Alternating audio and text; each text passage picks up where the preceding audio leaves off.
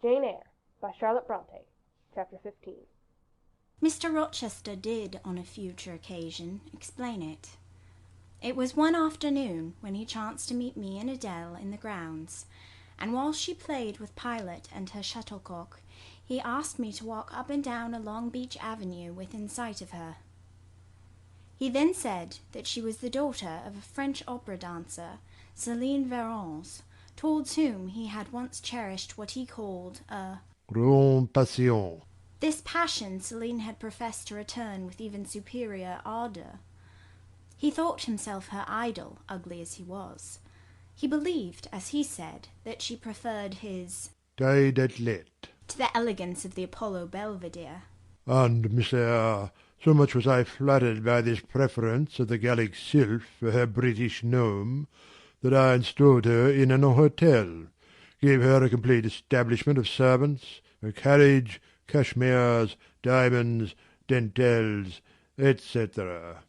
In short, I began the process of ruining myself in the received style, like any other spoony. I had not, it seems, the originality to chalk out a new road to shame and destruction, but trod the old track with stupid exactness not to deviate an inch from the beaten centre.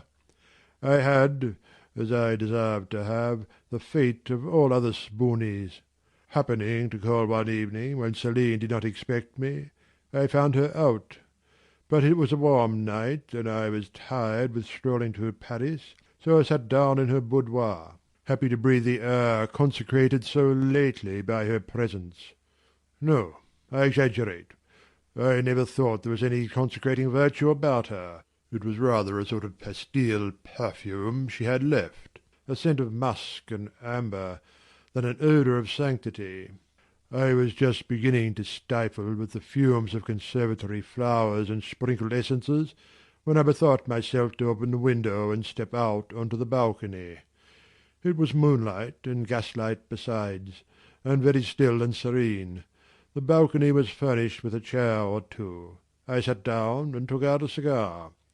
I will take one now, if you will excuse me. Here ensued a pause, filled up by the producing and lighting of a cigar. Having placed it to his lips and breathed a trail of Havana incense on the freezing and sunless air, he went on. I liked bonbons too in those days, Miss Eyre, and I was croquant. Overlook the barbarism, croquant, chocolate comfits and smoking alternately, watching meantime the equipages that rode along the fashionable streets towards the neighbouring opera-house, when in an elegant close carriage drawn by a beautiful pair of English horses, and distinctly seen in the brilliant city light, I recognized the voiture I had given Céline. She was returning. Of course my heart thumped with impatience against the iron rails I leant upon. The carriage stopped, as I had expected, at the hotel door. My flame, that is the very word for an opera innamorata, alighted, though muffled in a cloak, an unnecessary encumbrance, by the by, on so warm a June evening. I knew her instantly by her little foot, seen peeping from the skirt of her dress as she skipped from the carriage step. Bending over the balcony, I was about to murmur "Mon ange," in a tone, of course, which should be audible to the ear of love alone, when a figure jumped from the carriage after her, cloaked also. But that was a spurred heel which had rung on the pavement, and that was a hatted head which now passed under the arch porte-cochere of the hotel. You never felt jealousy, did you, Miss Eyre? Of course not. I need not ask you, because you never felt love. You have both sentiments yet to experience. Your soul sleeps. The shock is yet to be given which shall waken it. You think all existence lapses in as quiet a flow as that in which your youth has hitherto slid away. Floating on with closed eyes and muffled ears, you neither see the rocks bristling not far off in the bed of the flood, nor hear the breakers boil at their base. But I tell you, and you may mark my words, you will come some day to a craggy pass in the channel, where the whole of life's stream will be broken up into whirl and tumult, foam and noise. Either you will be dashed to atoms on crag points, or lifted up and borne on by some master wave into a calmer current, as I am now. I like this day, I like that sky of steel, I like the sternness and stillness of the world under this frost. I like Thornfield, its antiquity, its retirement, its old crow trees and thorn trees, its grey facade and lines of dark windows reflecting that metal welkin. And yet how long have I abhorred the very thought of it, shunned it like a great plague-house! How I do still abhor— He ground his teeth and was silent. He arrested his step and struck his boot against the hard ground. Some hated thought seemed to have him in its grip, and to hold him so tightly that he could not advance. We were ascending the avenue when he thus paused. The hall was before us. Lifting his eye to its battlements, he cast over them a glare such as I never saw before or since. Pain, shame, ire, impatience, disgust, detestation seemed momentarily to hold a quivering conflict in the large pupil dilating under his ebon eyebrow. Wild was the wrestle which should be paramount, but another feeling rose and triumphed. Something hard and cynical, self-willed and resolute. It settled his passion and petrified his countenance. He went on. During that moment I was silent, Miss Eyre. I was arranging a point with my destiny. She stood there, by that beech trunk, a hag like one of those who appeared to Macbeth on the heath of Forres. "You like Thornfield?" she said, lifting her finger. And then she wrote in the air a memento, which ran in lurid hieroglyphics all along the house front, between the upper and lower row of windows. "Like it if you can. Like it if you dare." "I will like it," said I. "I dare like it." "And," he subjoined moodily, "I will keep my word. I will break obstacles to happiness, to goodness. Yes, goodness. I wish to be a better man than I have been, than I am. As Job's Leviathan broke the spear, the dart, and the habergeon, hindrances which others count as iron and brass, I will esteem but straw and rotten wood." Adèle here ran before him with her shuttlecock. "Away!" he cried harshly, "Keep at a distance, child, or go into Sophie." continuing then to pursue his walk in silence. I ventured to recall him to the point whence he had abruptly diverged. "Did you leave the balcony, sir," I asked, "when Mademoiselle Varens entered?" I almost expected a rebuff for this hardly well-timed question, but, on the contrary, waking out of his scowling abstraction, he turned his eyes towards me, and the shade seemed to clear off his brow. "Oh, I had forgotten Céline. Well, to resume. When I saw my charmer thus come in, accompanied by a cavalier, I seemed to hear a hiss, and the green snake of jealousy, rising on undulating coils from the moonlit balcony, glided within my waistcoat, and ate its way in 2 minutes to my heart's core. Strange," he exclaimed, suddenly starting again from the point. "strange that I should choose you for the confidant of all this, young lady. Passing strange that you should listen to me quietly, as if it were the most usual thing in the world for a man like me to tell stories of his opera mistresses to a quaint, inexperienced girl like you. But the last singularity explains the first, as I intimated once before. You, with your gravity, considerateness, and caution, were made to be the recipient of secrets. Besides, I know what sort of a mind I have placed in communication with my own. I know it is one not liable to take infection. It is a peculiar mind. It is a unique one. Happily, I do not mean to harm it. But if I did, it would not take harm from me. The more you and I converse, the better. For while I cannot blight you, you may refresh me." After this digression, he proceeded. I remained in the balcony. They will come to her boudoir, no doubt, thought I. Let me prepare an ambush. So, putting my hand in through the open window, I drew the curtain over it. leaving only an opening through which I could take observations. Then I closed the casement, all but a chink just wide enough to furnish an outlet to lovers' whispered vows. Then I stole back to my chair, and as I resumed it, the pair came in. My eye was quickly at the aperture. Celine's chambermaid entered, lit a lamp, left it on the table, and withdrew. The couple were thus revealed to me clearly. Both removed their cloaks, and there was the Baron's, shining in satin and jewels, my gifts, of course, and there was her companion in an officer's uniform, and I knew him for a young roué of a vicomte, a brainless and vicious youth whom I had sometimes met in society, and had never thought of hating because I despised him so absolutely. On recognizing him, the fang of the snake jealousy was instantly broken, because at the same moment my love for Celine sank under an extinguisher. A woman who could betray me for such a rival was not worth contending for. She deserved only scorn, less, however, than I, who had been her dupe. They began to talk. Their conversation eased me completely. Frivolous, mercenary, heartless, and senseless, it was rather calculated to weary than enrage a listener. A card of mine lay on the table. This, being perceived, brought my name under discussion. Neither of them possessed energy or wit to belabour me soundly, but they insulted me as coarsely as they could in their little way, especially Celine, who even waxed rather brilliant on my personal defects. Deformities, she termed them.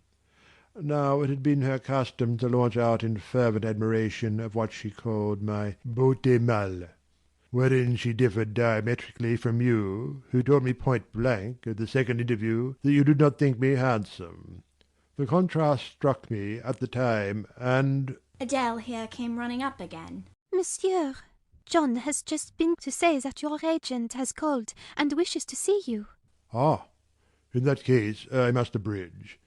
Opening the window, I walked in upon them, liberated Celine from my protection, gave her notice to vacate her hotel, offered her a purse for immediate exigencies, disregarded screams, hysterics, prayers, protestations, convulsions, made an appointment with the Vicomte for a meeting at the Bois de Boulogne. Next morning I had the pleasure of encountering him. Left a bullet in one of his poor escalated arms, feeble as the wing of a chicken in the pip, and then thought I had done with the whole crew. But unluckily the Varens, 6 months before, had given me this filette, Adèle, who, she affirmed, was my daughter, and perhaps she may be, though I see no proofs of such grim paternity written in her countenance. Pilot is more like me than she. Some years after I had broken with the mother, she abandoned her child, and ran away to Italy with a musician or singer. I acknowledge no natural claim on Adèle's part to be supported by me, nor do I now acknowledge any, for I am not her father. But hearing that she was quite destitute, I e'en took the poor thing out of the slime and mud of Paris, and transplanted it here, to grow up clean in the wholesome soil of an English country garden. Mrs. Fairfax found you to train it. But now you know that it is the illegitimate offspring of a French opera girl, you will perhaps think differently of your post and protégé. You will be coming to me some day with notice that you have found another place, that you beg me to look out for a new governess, etc. Eh? No. Adèle is not answerable for either her mother's faults or yours. I have a regard for her, and now that I know she is, in a sense, parentless, forsaken by her mother, and disowned by you, sir, I shall cling closer to her than before. How could I possibly prefer the spoilt pet of a wealthy family, who would hate her governess as a nuisance, to a lonely little orphan who leans towards her as a friend? Oh, that is the light in which you view it? Well, I must go in now, and you too. It darkens. But I stayed out a few minutes longer with Adèle and Pilot, ran a race with her, and played a game of battledore and shuttlecock. When we went in, and I had removed her bonnet and coat, I took her on my knee, kept her there an hour, allowing her to prattle as she liked, not rebuking even some little freedoms and trivialities into which she was apt to stray when much noticed, and which betrayed in her a superficiality of character, inherited probably from her mother, hardly congenial to an English mind. Still, she had her merits, and I was disposed to appreciate all that was good in her to the utmost. I sought in her countenance and features a likeness to Mr. Rochester, but found none. No trait, no turn of expression announced relationship. It was a pity. If she could but have been proved to resemble him, he would have thought more of her. It was not till after I had withdrawn to my own chamber for the night that I steadily reviewed the tale Mr. Rochester had told me. As he had said, there was probably nothing at all extraordinary in the substance of the narrative itself. A wealthy Englishman's passion for a French dancer and her treachery to him were everyday matters enough, no doubt, in society. But there was something decidedly strange in the paroxysm of emotion which had suddenly seized him when he was in the act of expressing the present contentment of his mood, and his newly revived pleasure in the old hall and its environs. I meditated wonderingly on this incident, but gradually quitting it, as I found it for the present inexplicable, I turned to the consideration of my master's manner to myself. The confidence he had thought fit to repose in me seemed a tribute to my discretion. I regarded and accepted it as such. His deportment had now for some weeks been more uniform towards me than at the first. I never seemed in his way. He did not take fits of chilling hauteur. When he met me unexpectedly, the encounter seemed welcome. He had always a word and sometimes a smile for me. When summoned by formal invitation to his presence, I was honoured by a cordiality of reception that made me feel I really possessed the power to amuse him, and that these evening conferences were sought as much for his pleasure as for my benefit. I, indeed, talked comparatively little, but I heard him talk with relish. It was his nature to be communicative. He liked to open to a mind unacquainted with the world glimpses of its scenes and ways. I do not mean its corrupt scenes and wicked ways, but such as derived their interest from the great scale on which they were acted, the strange novelty by which they were characterized.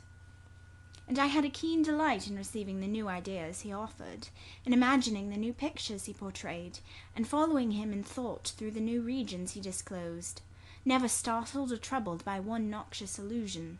The ease of his manner freed me from painful restraint.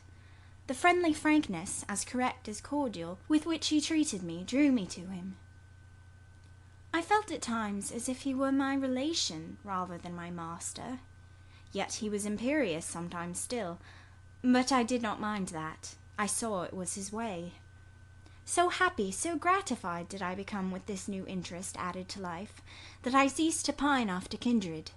My thin crescent destiny seemed to enlarge. The blanks of existence were filled up. My bodily health improved. I gathered flesh and strength. And was Mr. Rochester now ugly in my eyes? No, reader. Gratitude, and many associations, all pleasurable and genial, made his face the object I best liked to see. His presence in a room was more cheering than the brightest fire. Yet I had not forgotten his faults. Indeed, I could not, for he brought them frequently before me. He was proud, sardonic, harsh to inferiority of every description. In my secret soul, I knew that his great kindness to me was balanced by unjust severity to many others. He was moody, too, unaccountably so.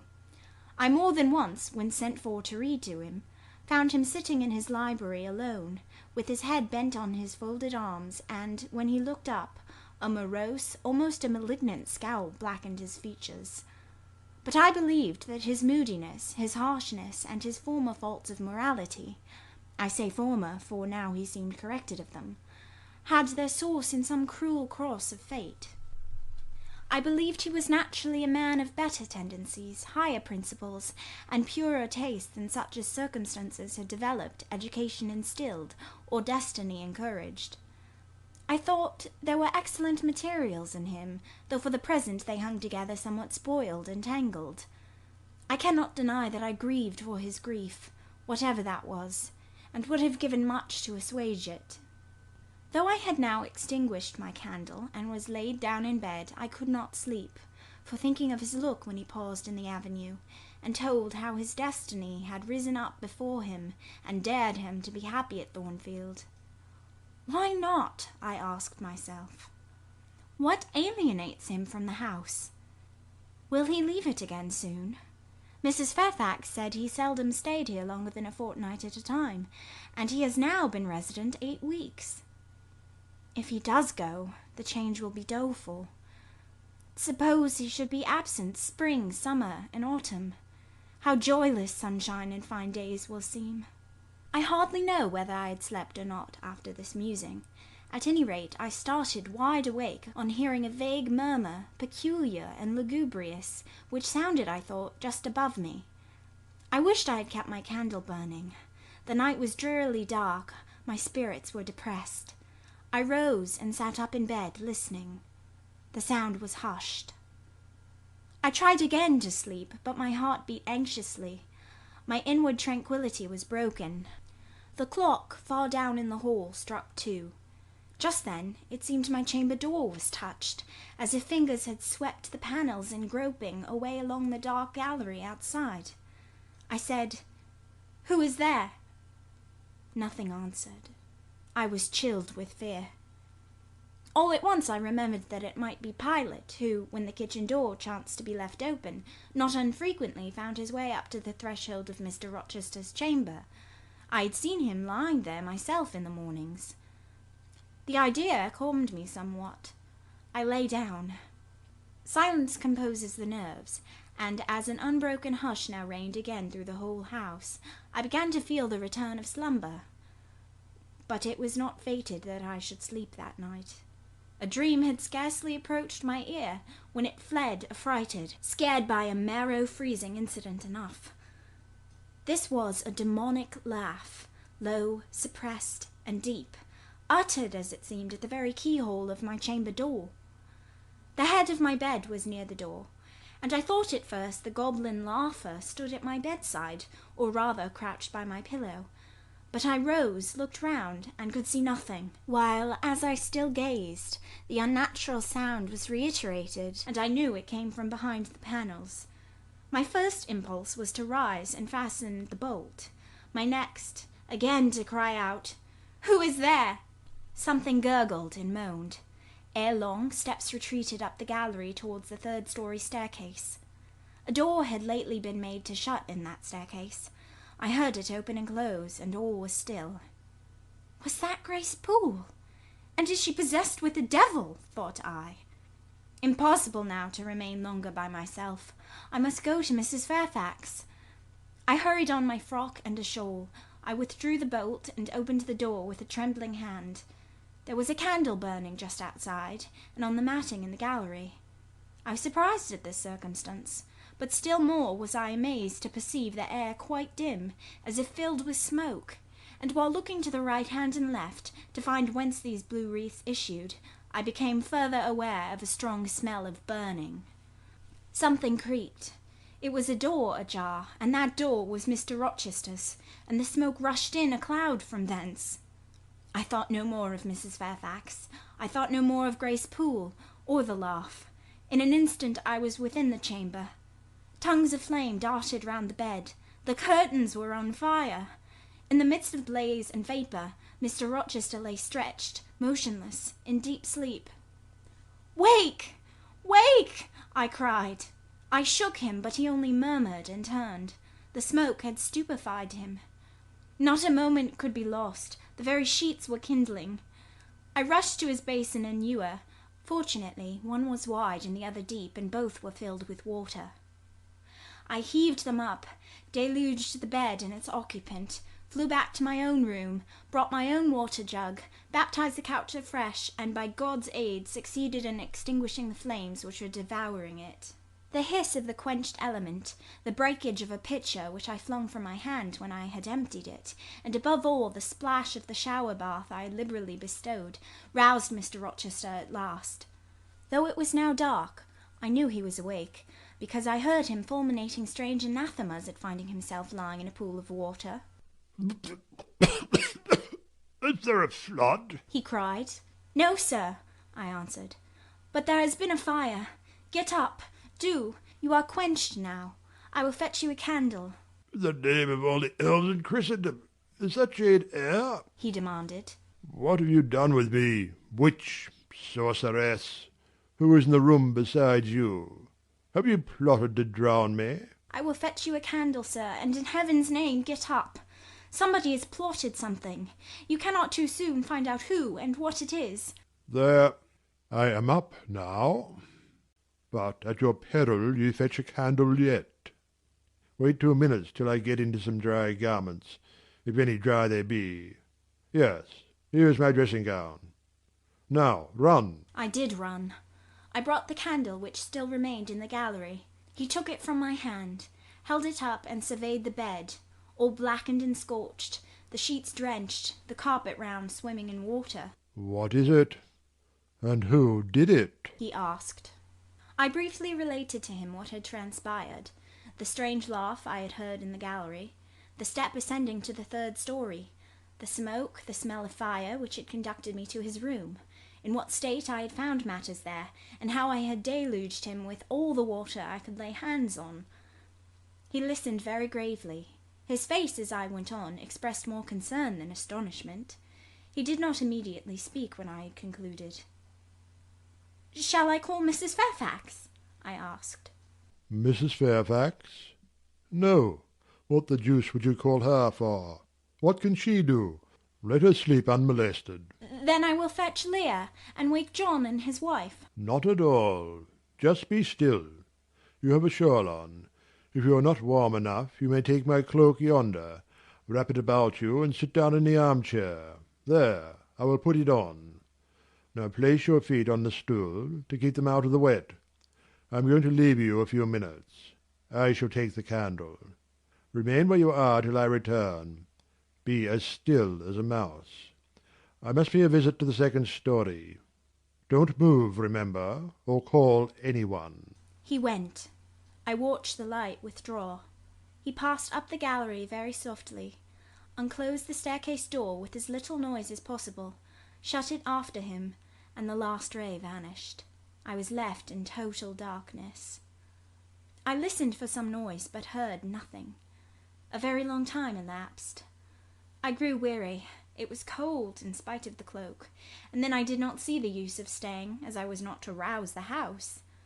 I was on the point of risking Mr. Rochester's displeasure by disobeying his orders, when the light once more gleamed dimly on the gallery wall, and I heard his unshod feet tread the matting.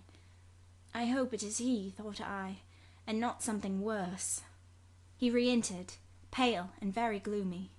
I have found it all out, said he, setting his candle down on the washstand. It is as I thought. How, sir? He made no reply, but stood with his arms folded, looking on the ground. At the end of a few minutes he inquired in rather a peculiar tone. I forget whether you said you saw anything when you opened your chamber door. No, sir, only the candlestick on the ground. But you heard an odd laugh? You have heard that laugh before, I should think, or something like it. Yes, sir. There is a woman who sews here called Grace Poole. She laughs in that way. She is a singular person. Just so. Grace Poole. You have guessed it. She is, as you say, singular. Very. Well, I shall reflect on the subject. Meantime, I am glad that you are the only person, besides myself, acquainted with the precise details of tonight's incident. You are no talking fool. Say nothing about it. I will account for this state of affairs. Pointing to the bed. And now, return to your own room. I shall do very well on the sofa in the library for the rest of the night. It is near 4. In 2 hours the servants will be up. Good night, then, sir, said I, departing. He seemed surprised, very inconsistently so, as he had just told me to go. What? He exclaimed. Are you quitting me already, and in that way? You said I might go, sir. But not without taking leave, not without a word or two of acknowledgment and goodwill, not, in short, in that brief, dry fashion. Why, you have saved my life, snatched me from a horrible and excruciating death, and you walked past me as if we were mutual strangers. At least shake hands." He held out his hand. I gave him mine. He took it first in one, then in both his own. "You have saved my life.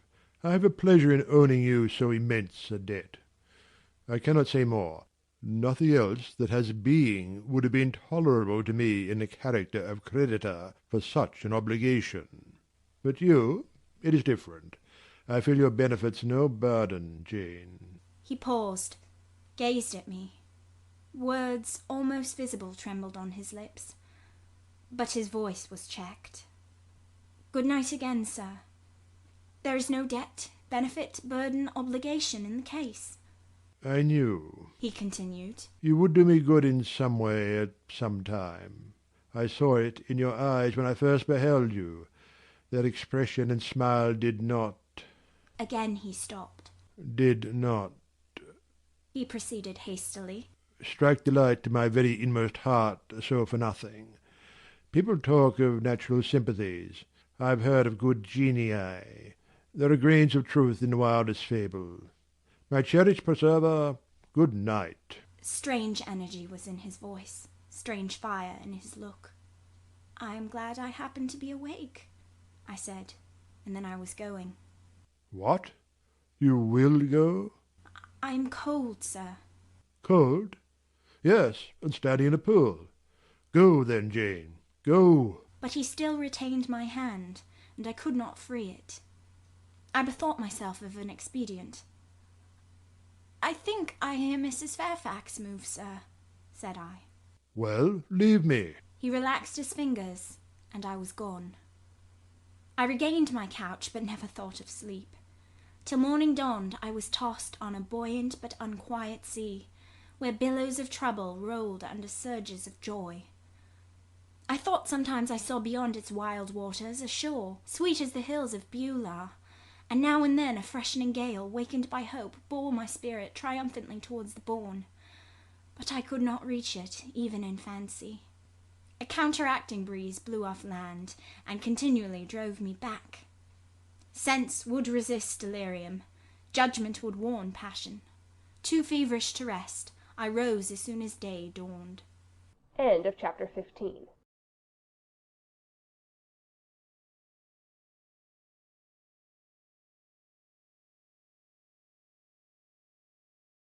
Jane Eyre by Charlotte Bronte. Chapter 16. I both wished and feared to see Mr. Rochester on the day which followed this sleepless night. I wanted to hear his voice again, yet feared to meet his eye. During the early part of the morning, I momentarily expected his coming. He was not in the frequent habit of entering the schoolroom, but he did step in for a few minutes sometimes, and I had the impression that he was sure to visit it that day. But the morning passed just as usual. Nothing happened to interrupt the quiet course of Adèle's studies. Only soon after breakfast I heard some bustle in the neighbourhood of Mr. Rochester's chamber. Mrs. Fairfax's voice, and Leah's, and the cook's, that is, John's wife, and even John's own gruff tones. There were exclamations of, "What a mercy, master was not burnt in his bed!" "It is always dangerous to keep a candle lit at night. How providential that he had presence of mind to think of the water jug." "I wonder he waked nobody." "It is to be hoped he will not take cold with sleeping on the library sofa," etc. To much confabulation succeeded a sound of scrubbing and setting to rights, and when I passed the room in going downstairs to dinner, I saw through the open door that all was again restored to complete order. Only the bed was stripped of its hangings. Leah stood up in the window-seat, rubbing the panes of glass dimmed with smoke. I was about to address her, for I wished to know what account had been given of the affair, but on advancing I saw a second person in the chamber, a woman sitting on a chair by the bedside and sewing rings to new curtains. That woman was no other than Grace Poole. There she sat, staid and taciturn-looking as usual, in her brown stuff gown, her check apron, white handkerchief, and cap. She was intent on her work, in which her whole thoughts seemed absorbed. On her hard forehead, and in her commonplace features was nothing either of the paleness or desperation one would have expected to see marking the countenance of a woman who had attempted murder, and whose intended victim had followed her last night to her lair, and, as I believed, charged her with the crime she wished to perpetrate. I was amazed, confounded. She looked up while I still gazed at her. No start, nor increase or failure of colour betrayed emotion, consciousness of guilt, or fear of detection. She said, "Good morning, miss," in her usual phlegmatic and brief manner, and taking up another ring and more tape, went on with her sewing. I will put her to some test, thought I. Such absolute impenetrability is past comprehension. "Good morning, Grace," I said. "Has anything happened here? I thought I heard the servants all talking together a while ago." "Only master had been reading in his bed last night. He fell asleep with his candle lit, and the curtains got on fire. But fortunately he awoke before the bedclothes or the woodwork caught, and contrived to quench the flames with the water in the ewer." "A strange affair," I said in a low voice, then looking at her fixedly. "Did Mr. Rochester wake nobody? Did no one hear him move?" She again raised her eyes to me, and this time there was something of consciousness in their expression. She seemed to examine me warily.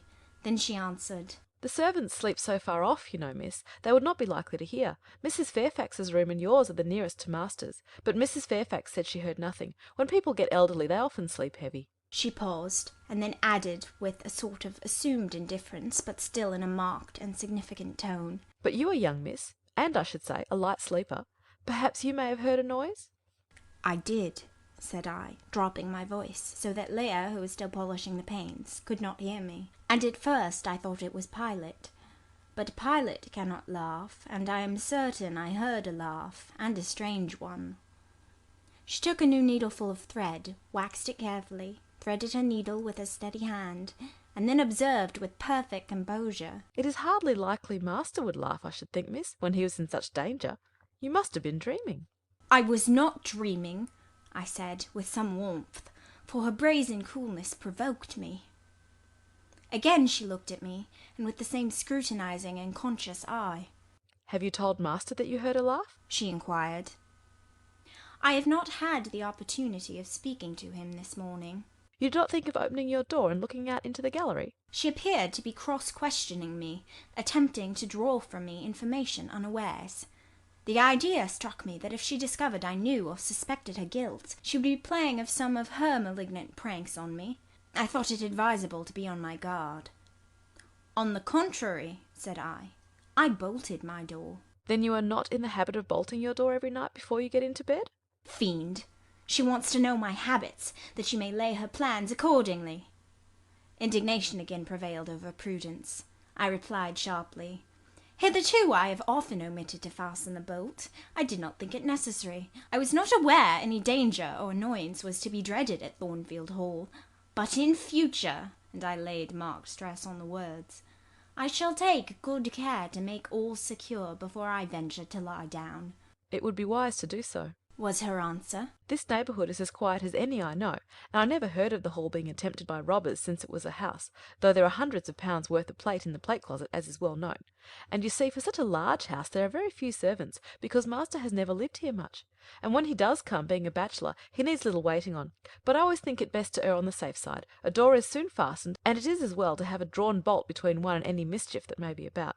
A deal of people, miss, are for trusting all to Providence, but I say Providence will not dispense with the means, though he often blesses them when they are used discreetly."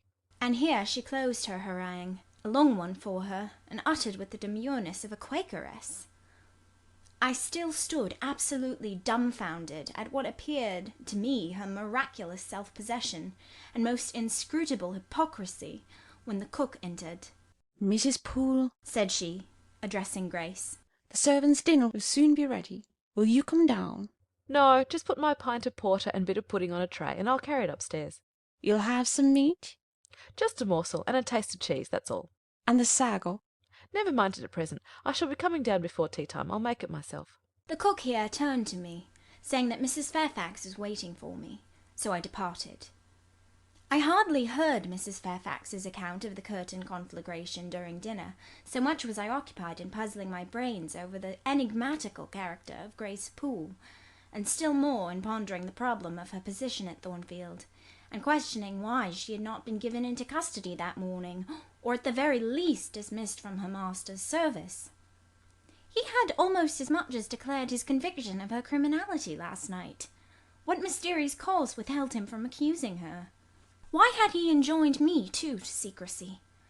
It was strange. A bold, vindictive, and haughty gentleman seemed somehow in the power of one of the meanest of his dependents, so much in her power that even when she lifted her hand against his life, he dared not openly charge her with the attempt, much less punish her for it. Had Grace been young and handsome, I should have been tempted to think that tenderer feelings than prudence or fear influenced Mr. Rochester in her behalf, but hard-favoured and matronly as she was, the idea could not be admitted. Yet, I reflected, she has been young once. Her youth would be contemporary with her master's. Mrs. Fairfax told me once she had lived here many years. I don't think she can ever have been pretty, but for aught I know she may possess originality and strength of character to compensate for the want of personal advantages. Mr. Rochester is an amateur of the decided and eccentric. Grace is eccentric, at least.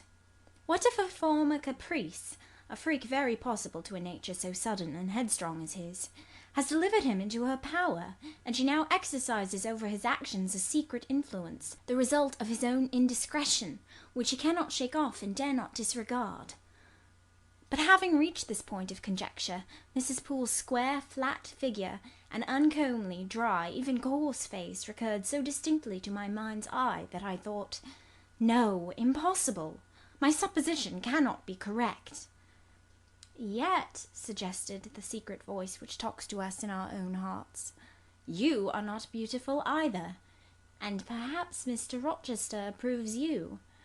At any rate, you have often felt as if he did, and last night, remember his words, remember his look, remember his voice." I well remembered all.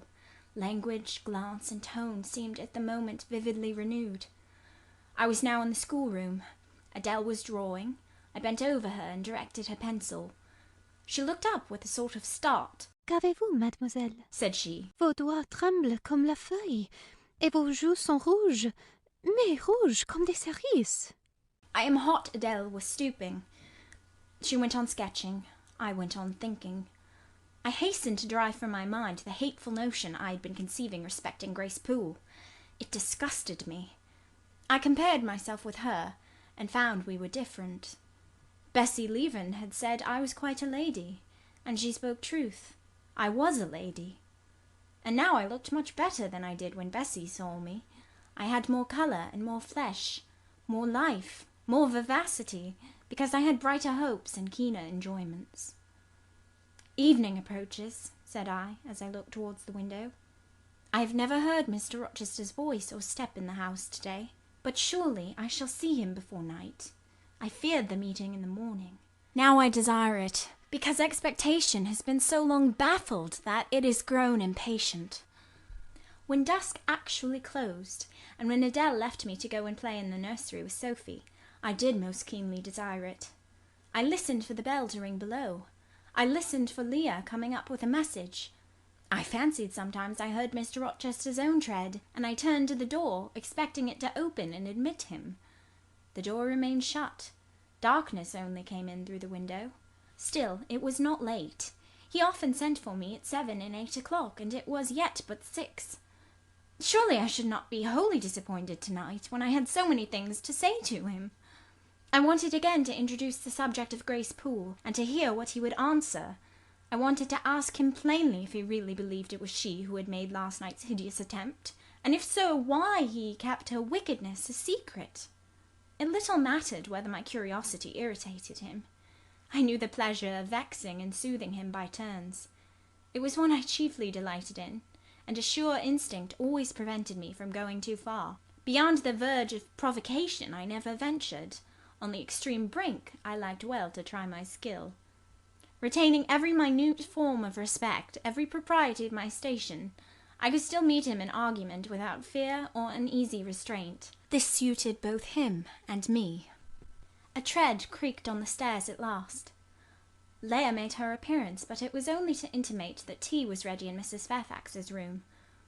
Thither I repaired, glad at least to go downstairs, for that brought me, I imagined, nearer to Mr. Rochester's presence. "You must want your tea," said the good lady, as I joined her. "You ate so little at dinner. I am afraid," she continued, "you are not well to-day. You look flushed and feverish." "Oh, quite well. I never felt better." "Then you must prove it by evincing a good appetite. Will you fill the teapot while I knit off this needle?" Having completed her task, she rose to draw down the blind, which she had hitherto kept up, by way, I suppose, of making the most of daylight, though dusk was now fast deepening into total obscurity. "It is fair to-night," said she, as she looked through the panes, "though not starlight. Mr. Rochester has, on the whole, had a favourable day for his journey." "Journey! Is Mr. Rochester gone anywhere? I did not know he was out." "Oh, he had set off the moment he had breakfasted. He has gone to the Leas, Mr. Eshton's place, 10 miles on the other side of Millcote. I believe there is quite a party assembled there, Lord Ingram, Sir George Lynn, Colonel Dent, and others." "Do you expect him back tonight?" "No, nor tomorrow either. I should think he is very likely to stay a week or more. When these fine fashionable people get together, they are so surrounded by elegance and gaiety, so well provided with all that can please and entertain, they are in no hurry to separate. Gentlemen especially are often in request at such occasions, and Mr. Rochester is so talented and so lively in society, that I believe he is a general favourite. The ladies are very fond of him, though you would not think his appearance calculated to recommend him particularly in their eyes. But I suppose his acquirements and abilities, perhaps his wealth and good blood, make amends for any little fault of look." "Are there ladies at the Leas?"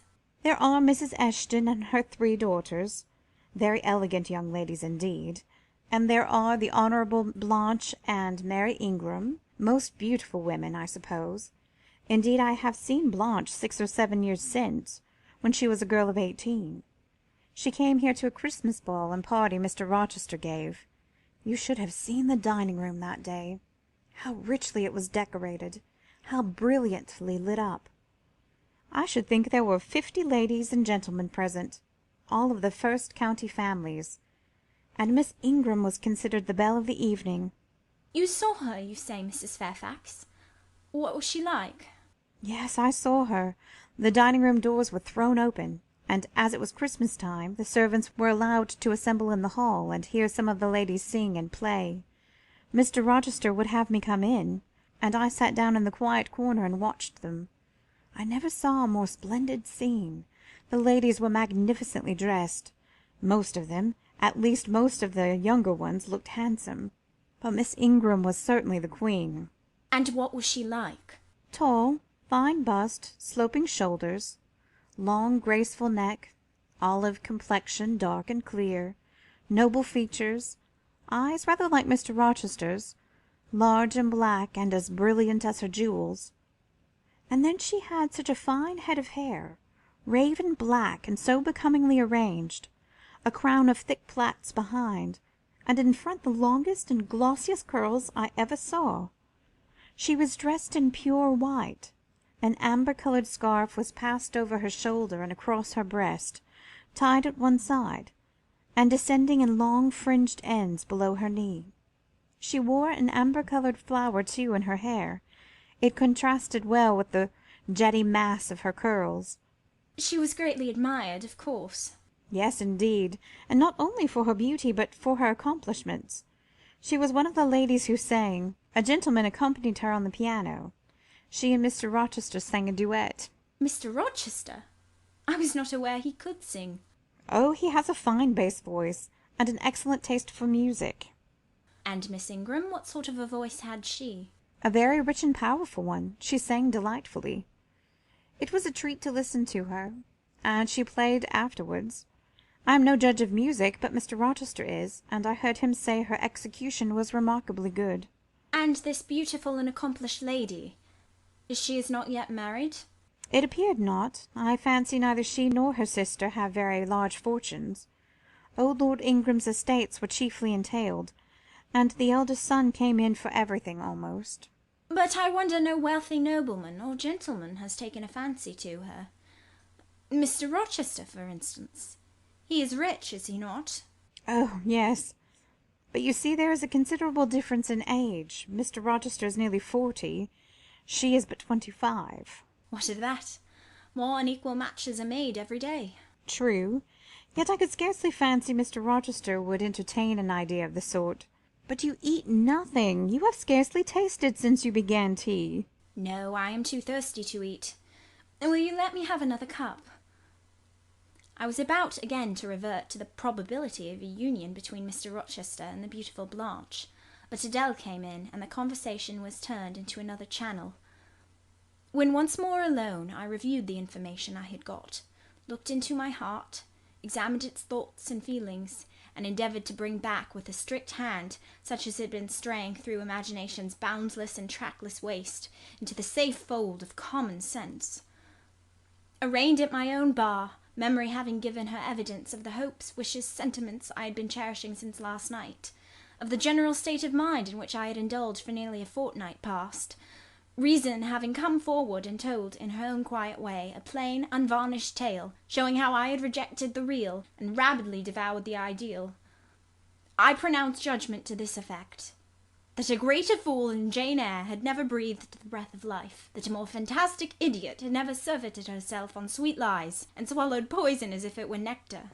You, I said, a favourite with Mr. Rochester, you gifted with the power of pleasing him, you of importance to him in any way, go, your folly sickens me. And you have derived pleasure from occasional tokens of preference, equivocal tokens shown by a gentleman of family and a man of the world to a dependent and a novice. How dared you? Poor stupid dupe! Could not even self-interest make you wiser? You repeated to yourself this morning the brief scene of last night. Cover your face and be ashamed. He said something in praise of your eyes, did he? Blind puppy! Opened their bleared lids, and look on your own accursed senselessness. It does good to no woman to be flattered by her superior, who cannot possibly intend to marry her, and it is madness in all women to let a secret love kindle within them, which, if unreturned and unknown, must devour the life that feeds it, and if discovered and responded to, must lead, ignis fatuus-like, into miry wilds whence there is no extrication. Listen then, Jane Eyre, to your sentence. Tomorrow place the glass before you, and draw in chalk your own picture, faithfully, without softening one defect. Omit no harsh line, smooth away no displeasing irregularity. Write under it, portrait of a governess, disconnected, poor, and plain. Afterwards, take a piece of smooth ivory, you have one prepared in your drawing box. Take your palette, mix your freshest, finest, clearest tints, choose your most delicate camel hair pencils, delineate carefully the loveliest face you can imagine, paint it in your softest shades and sweetest lines, according to the description given by Mrs. Fairfax of Blanche Ingram. Remember the raven ringlets, the oriental eye. What, you revert to Mr. Rochester as a model? Order, no snivel, no sentiment, no regret. I will endure only sense and resolution. Recall the august yet harmonious lineaments, the Grecian neck and bust. Let the round and dazzling arm be visible, and the delicate hand. Omit neither diamond ring nor gold bracelet. Portray faithfully the attire, aerial lace and glistening satin, graceful scarf and golden rose. Call it Blanche, an accomplished lady of rank. Whenever, in future, you should chance to fancy Mr. Rochester thinks well of you, take out these two pictures and compare them. Say, Mr. Rochester might probably win that noble lady's love if he chose to strive for it. Is it likely he would waste a serious thought on this indigent and insignificant plebeian? I'll do it, I resolved, and having framed this determination, I grew calm and fell asleep. I kept my word. An hour or two sufficed to sketch my own portrait in crayons, and in less than a fortnight I had completed an ivory miniature of an imaginary Blanche Ingram. It looked a lovely face enough, and when compared with the real head in chalk, the contrast was as great as self-control could desire. I derived benefit from the task. It had kept my head and hands employed, and had given force and fixedness to the new impressions I wished to stamp indelibly on my heart. Ere long, I had reason to congratulate myself on the course of wholesome discipline to which I had thus forced my feelings to submit. Thanks to it, I was able to meet subsequent occurrences with a decent calm, which, had they found me unprepared, I should probably have been unequal to maintain, even externally. End of chapter 16.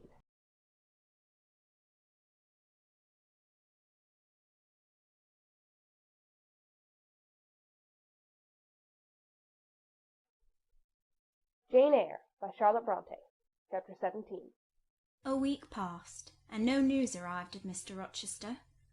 10 days, and still he did not come. Mrs. Fairfax said she should not be surprised if he were to go straight from the Leas to London, and thence to the Continent, and not show his face again at Thornfield for a year to come. He had not unfrequently quitted it in a manner quite as abrupt and unexpected. When I heard this, I was beginning to feel a strange chill, and failing at the heart. I was actually permitting myself to experience a sickening sense of disappointment, but rallying my wits and recollecting my principles, I at once called my sensations to order, and it was wonderful how I got over the temporary blunder, how I cleared up the mistake of supposing Mr. Rochester's movements a matter in which I had any cause to take a vital interest. Not that I humbled myself by a slavish notion of inferiority. On the contrary, I just said to myself, "You have nothing to do with the master of Thornfield, further than to receive the salary he gives you for teaching his protégé, and to be grateful for such respectful and kind treatment as, if you do your duty, you have a right to expect at his hands. Be sure that is the only tie he seriously acknowledges between you and him. So don't make him the object of your fine feelings, your raptures, agonies, and so forth. He is not of your order. Keep to your caste, and be too self-respecting to lavish the love of the whole heart, soul, and strength, or such a gift is not wanted and would be despised." I went on with my day's business tranquilly, but ever and anon vague suggestions kept wandering across my brain of reasons why I should quit Thornfield, and I kept involuntarily framing advertisements and pondering conjectures about new situations. These thoughts I did not think to check. They might germinate and bear fruit if they could. Mr. Rochester had been absent upwards of a fortnight, when the post brought Mrs. Fairfax a letter. "It is from the master," said she, as she looked at the direction. "Now, I suppose we shall know whether we are to expect his return or not." And while she broke the seal and perused the document, I went on taking my coffee. We were at breakfast. It was hot, and I attributed to that circumstance a fiery glow which suddenly rose to my face. Why my hand shook, and why I involuntarily spilt half the contents of my cup into my saucer, I did not choose to consider. "Well, I sometimes think we are too quiet, but we run a chance of being busy enough now, for a little while at least," said Mrs. Fairfax, still holding the note before her spectacles. Ere I permitted myself to request an explanation, I tied the string of Adèle's pinafore, which happened to be loose. Having helped her also to another bun and refilled her mug with milk, I said nonchalantly, "Mr. Rochester is not likely to return soon, I suppose?" "Indeed he is. In 3 days, he says. That will be next Thursday. And not alone either. I don't know how many of the fine people at the Leas are coming with him. He sends directions for all the best bedrooms to be prepared, and the library and drawing-rooms are to be cleaned out. I am to get more kitchen hands from the George Inn at Millcote, and from wherever else I can, and the ladies will bring their maids and the gentlemen their valets, so we shall have a full house of it." And Mrs. Fairfax swallowed her breakfast and hastened away to commence operations. The 3 days were, as she had foretold, busy enough. I had thought all the rooms at Thornfield beautifully clean and well arranged, but it appears I was mistaken. 3 women were got to help, and such scrubbing, such brushing, such washing of paint and beating of carpets, such taking down and putting up of pictures, such polishing of mirrors and lustres, such lighting of fires in bedrooms, such airing of sheets and feather beds on hearths, I never beheld either before or since. Adèle ran quite wild in the midst of it. The preparations for company and the prospect of their arrival seemed to throw her into ecstasies. She would have Sophie to look over all her Toilette, as she called frocks, to furbish up any that were, Passé. and to air and arrange the new.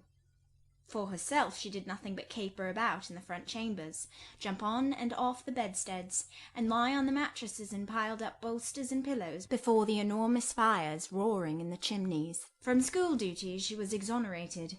Mrs. Fairfax had pressed me into her service, and I was all day in the storeroom, helping or hindering her and the cook, learning to make custards and cheesecakes and French pastry, to truss game and garnish dessert dishes.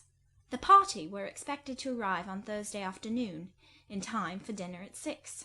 During the intervening period, I had no time to nurse chimeras, and I believe I was as active and gay as anybody, Adèle excepted. Still, now and then I received a dampening check to my cheerfulness, and was, in spite of myself, thrown back on the region of doubts and portents and dark conjectures. This was when I chanced to see the third-story staircase door, which of late had always been kept locked, open slowly, and give passage the form of Grace Poole, in prim cap, white apron, and handkerchief, when I watched her glide along the gallery, her quiet tread muffled in a list slipper, when I saw her look into the bustling topsy-turvy bedrooms, to say a word perhaps to the charwoman about the proper way to polish a grate, or clean a marble mantelpiece, or take stains from papered walls, and then pass on. She would thus descend to the kitchen once a day, eat her dinner, smoke a moderate pipe on the hearth, and go back, carrying her pot of porter with her, for her private solace, in her own gloomy upper haunt. Only 1 hour in the 24 did she pass with her fellow-servants below. All the rest of her time was spent in some low-ceiled oaken chamber of the second story. There she sat and sewed, and probably laughed drearily to herself, as companionless as a prisoner in his dungeon. The strangest thing of all was that not a soul in the house except me noticed her habits, or seemed to marvel at them. No one discussed her position or employment. No one pitied her solitude or isolation. I once indeed overheard part of a dialogue between Leah and one of the charwomen, of which Grace formed the subject. Leah had been saying something I had not caught, and the charwoman remarked, "She gets good wages, I guess." Yes, said Leah. I wish I had as good, not that mine are to complain of. There's no stinginess at Thornfield, but they are not 1/5 of the sum Mrs. Poole receives, and she is laying by. She goes every quarter to the bank at Millcote. I should not wonder but she has saved enough to keep her independent if she liked to leave, but I suppose she's got used to the place. And then she's not 40 yet, and strong and able for anything. It is too soon for her to give up business. "She is a good hand, I dare say," said the charwoman. "Ah, she understands what she has to do. Nobody better," rejoined Leah significantly. "And it is not everyone could fill her shoes, not for all the money she gets." "That it is not," was the reply. "I wonder whether the master—" The charwoman was going on, but here Leah turned and perceived me, and she instantly gave her companion a nudge. "Doesn't she know?" I heard the woman whisper. Leah shook her head, and the conversation was of course dropped. All I had gathered from it amounted to this, that there was a mystery at Thornfield, and that from participation in that mystery I was purposely excluded. Thursday came. All work had been completed the previous evening. Carpets were laid down, bed-hangings festooned, radiant white counterpanes spread, toilet tables arranged, furniture rubbed, flowers piled in vases. Both chambers and saloons looked as fresh and bright as hands could make them. The hall, too, was scoured, and the great carved clock, as well as the steps and banisters of the staircase, were polished to the brightness of glass. In the dining-room the sideboard flashed resplendent with plate. In the drawing-room and boudoir, vases of exotics bloomed on all sides. Afternoon arrived. Mrs. Fairfax assumed her best black satin gown, her gloves, and her gold watch, for it was her part to receive the company, to conduct the ladies to their rooms, etc. Adèle, too, would be dressed, though I thought she had little chance of being introduced to the party that day, at least. However, to please her, I allowed Sophie to apparel her in one of her short, full muslin frocks. For myself, I had no need to make any change. I should not be called upon to quit my sanctum of the schoolroom, for a sanctum it was now become to me, a very pleasant refuge in time of trouble. It had been a mild, serene spring day, one of those days which, towards the end of March, or the beginning of April, rise shining over the earth as heralds of summer. It was drawing to an end now. But the evening was even warm, and I sat at work in the schoolroom with the window open. "It gets late," said Mrs. Fairfax, entering in rustling state. "I'm glad I ordered dinner an hour after the time Mr. Rochester mentioned, for it is past 6 now. I've sent John down to the gates to see if there is anything on the road. One can see a long way from thence in the direction of Millcote." She went to the window. "Here he is," said she. "Well, John?" leaning out. "Any news?" "They're coming, ma'am," was the answer. "They'll be here in 10 minutes." Adèle flew to the window. I followed, taking care to stand on one side, so that, screened by the curtain, I could see without being seen. The 10 minutes John had given seemed very long, but at last wheels were heard. 4 equestrians galloped up the drive, and after them came 2 open carriages. Fluttering veils and waving plumes filled the vehicles. 2 of the cavaliers were young, dashing-looking gentlemen. The third was Mr. Rochester on his black horse, Mesrour, Pilot bounding before him. At his side rode a lady, and he and she were the first of the party. Her purple riding habit almost swept the ground. Her veil streamed long on the breeze. Mingling with its transparent folds and gleaming through them, shone rich raven ringlets. "Miss Ingram!" exclaimed Mrs. Fairfax, and away she hurried to her post below. The cavalcade, following the sweep of the drive, quickly turned the angle of the house, and I lost sight of it. Adèle now petitioned to go down, but I took her on my knee and gave her to understand that she must not on any account think of venturing in sight of the ladies, either now or at any other time, unless expressly sent for, that Mr. Rochester would be very angry, etc. Some natural tears she shed on being told this, but as I began to look very grave, she consented at last to wipe them. A joyous stir was now audible in the hall. Gentlemen's deep tones and ladies' silvery accents blent harmoniously together, and distinguishable above all, though not loud, was the sonorous voice of the master of Thornfield Hall, welcoming his fair and gallant guests under its roof. Then light steps ascended the stairs, and there was a tripping through the gallery, and soft cheerful laughs, and opening and closing doors, and, for a time, a hush. "Elle change de toilette," said Adèle, who, listening attentively, had followed every movement, and she sighed. "Chez maman," said she. "quand il y avait du monde, je le suivais partout, au salon et à leur chambre. Souvent je regardais les femmes de chambre coiffer et habiller les dames, et c'était si amusant. Comme cela on apprend." "Don't you feel hungry, Adèle?" "Mais oui, mademoiselle. Voilà 5 ou 6 heures que nous n'avons pas mangé." "Well, now, while the ladies are in their rooms, I will venture down and get you something to eat." And issuing from my asylum with precaution, I sought a back stairs which conducted directly to the kitchen. All in that region was fire and commotion. The soup and fish were in the last stage of projection, and the cook hung over her crucibles in a frame of mind and body threatening spontaneous combustion. In the servants' hall, 2 coachmen and 3 gentlemen's gentlemen stood or sat round the fire.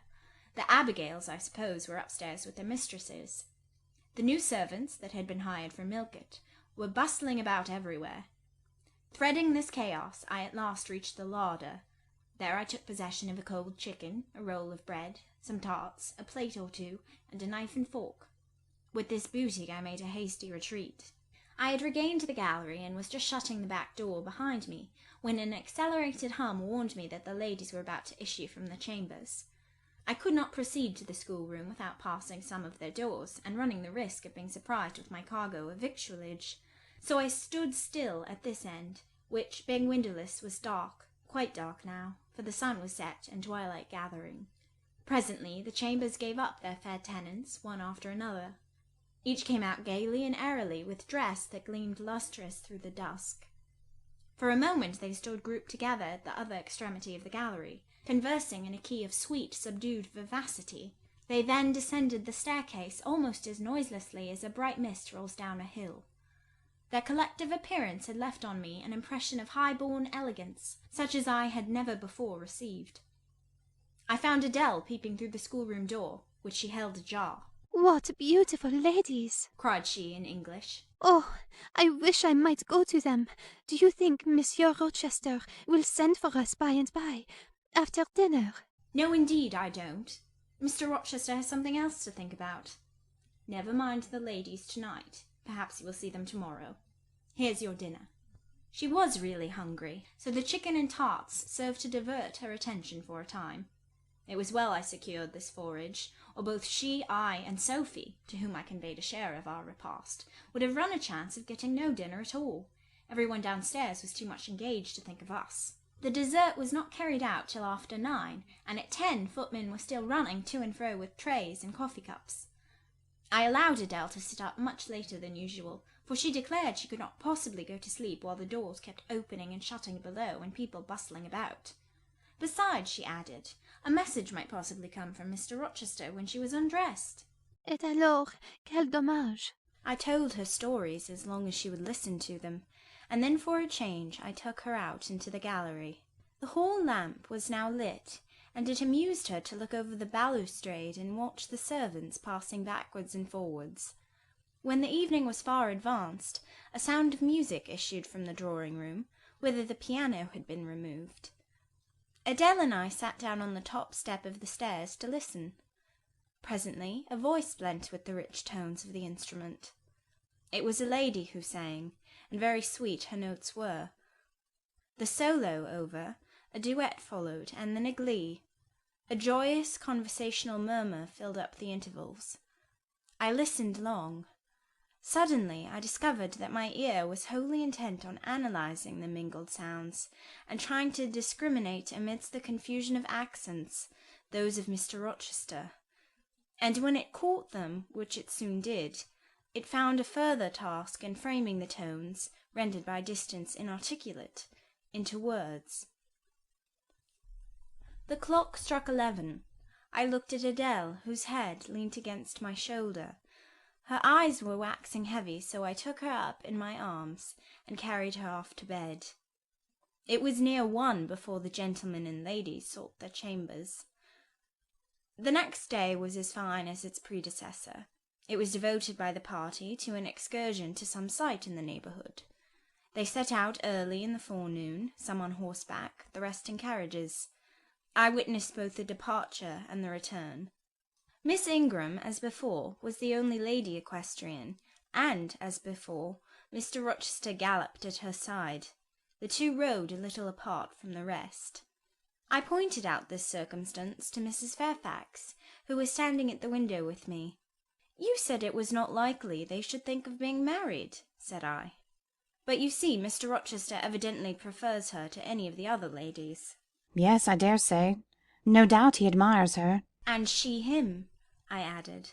"Look how she leans her head towards him, as if she were conversing confidentially. I wish I could see her face. I have never had a glimpse of it yet."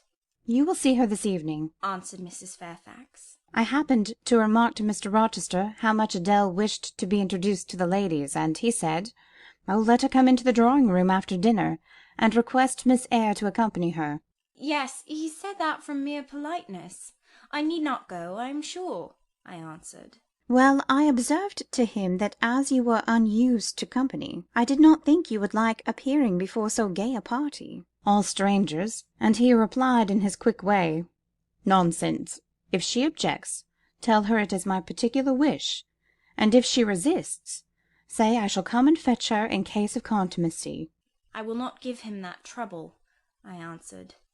"I will go, if no better may be, but I don't like it. Shall you be there, Mrs. Fairfax?" "No, I pleaded off, and he admitted my plea. I'll tell you how to manage so as to avoid the embarrassment of making a formal entrance, which is the most disagreeable part of the business. You must go into the drawing-room while it is empty, before the ladies leave the dinner-table. Choose your seat in any quiet nook you like. You need not stay long after the gentlemen come in, unless you please. Just let Mr. Rochester see you are there, and then slip away. Nobody will notice you." "Will these people remain long, do you think?" "Perhaps 2 or 3 weeks, certainly not more. After the Easter recess, Sir George Lynn, who was lately elected member for Millcote, will have to go up to town and take his seat. I dare say Mr. Rochester will accompany him. It surprises me that he has already made so protracted a stay at Thornfield." It was with some trepidation that I perceived the hour approach when I was to repair with my charge to the drawing-room. Adèle had been in a state of ecstasy all day, after hearing she was to be presented to the ladies in the evening, and it was not till Sophie commenced the operation of dressing her that she sobered down. Then the importance of the process quickly steadied her, and by the time she had her curls arranged in well-smoothed, drooping clusters, her pink satin frock put on, her long sash tied, and her lace mittens adjusted, she looked as grave as any judge. No need to warn her not to disarrange her attire. When she was dressed, she sat demurely down in her little chair, taking care previously to lift up the satin skirt for fear she should crease it, and assured me she would not stir thence till I was ready. This I quickly was. My best dress, the silver grey one purchased for Miss Temple's wedding and never worn since, was soon put on. My hair was soon smoothed. My sole ornament, the pearl brooch, soon assumed. We descended. Fortunately, there was another entrance to the drawing-room than that through the saloon, which they were all seated at dinner. We found the apartment vacant, a large fire burning silently on the marble hearth, and wax candles shining in bright solitude, amid the exquisite flowers with which the tables were adorned. The crimson curtain hung before the arch. Slight as was the separation this drapery formed from the party in the adjoining saloon, they spoke in so low a key that nothing of their conversation could be distinguished beyond a soothing murmur.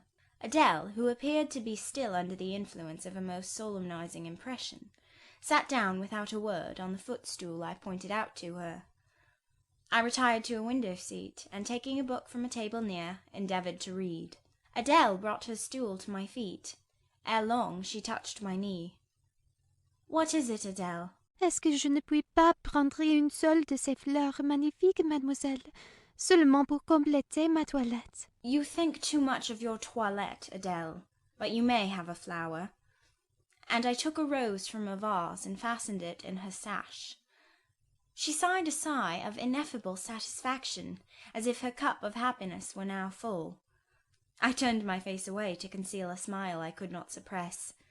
There was something ludicrous as well as painful in the little Parisienne's earnest and innate devotion to matters of dress. A soft sound of rising now became audible. The curtain was swept back from the arch. Through it appeared the dining-room, with its lit lustre pouring down light on the silver and glass of a magnificent dessert service covering a long table. A band of ladies stood in the opening. They entered, and the curtain fell behind them. They were but 8, yet somehow as they flocked in they gave the impression of a much larger number. Some of them were very tall, many were dressed in white, and all had a sweeping amplitude of array that seemed to magnify their persons as a mist magnifies the moon. I rose and curtsied to them. 1 or 2 bent their heads in return. The others only stared at me. They dispersed about the room, reminding me, by the lightness and buoyancy of their movements, of a flock of white, plumy birds. Some of them threw themselves in half-reclining positions on the sofas and ottomans. Some bent over the tables and examined the flowers and books. The rest gathered in a group round the fire. All talked in a low but clear tone which seemed habitual to them.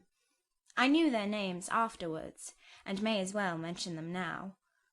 First, there was Mrs. Eshton and 2 of her daughters. She had evidently been a handsome woman, and was well preserved still. Of her daughters, the eldest, Amy, was rather little, naive and childlike in face and manner, and piquant in form. Her white muslin dress and blue sash became her well. The second, Louisa, was taller and more elegant in figure, with a very pretty face. Of that order the French term minois chiffon. Both sisters were as fair as lilies. Lady Lynn was a large and stout personage of about 40, very erect, very haughty-looking, richly dressed in a satin robe of changeful sheen. Her dark hair shone glossily under the shade of an azure plume, and within the circlet of a band of gems. Mrs. Colonel Dent was less showy, but I thought more ladylike. She had a slight figure, a pale, gentle face, and fair hair. Her black satin dress, her scarf of rich foreign lace, and her pearl ornaments pleased me better than the rainbow radiance of the titled dame.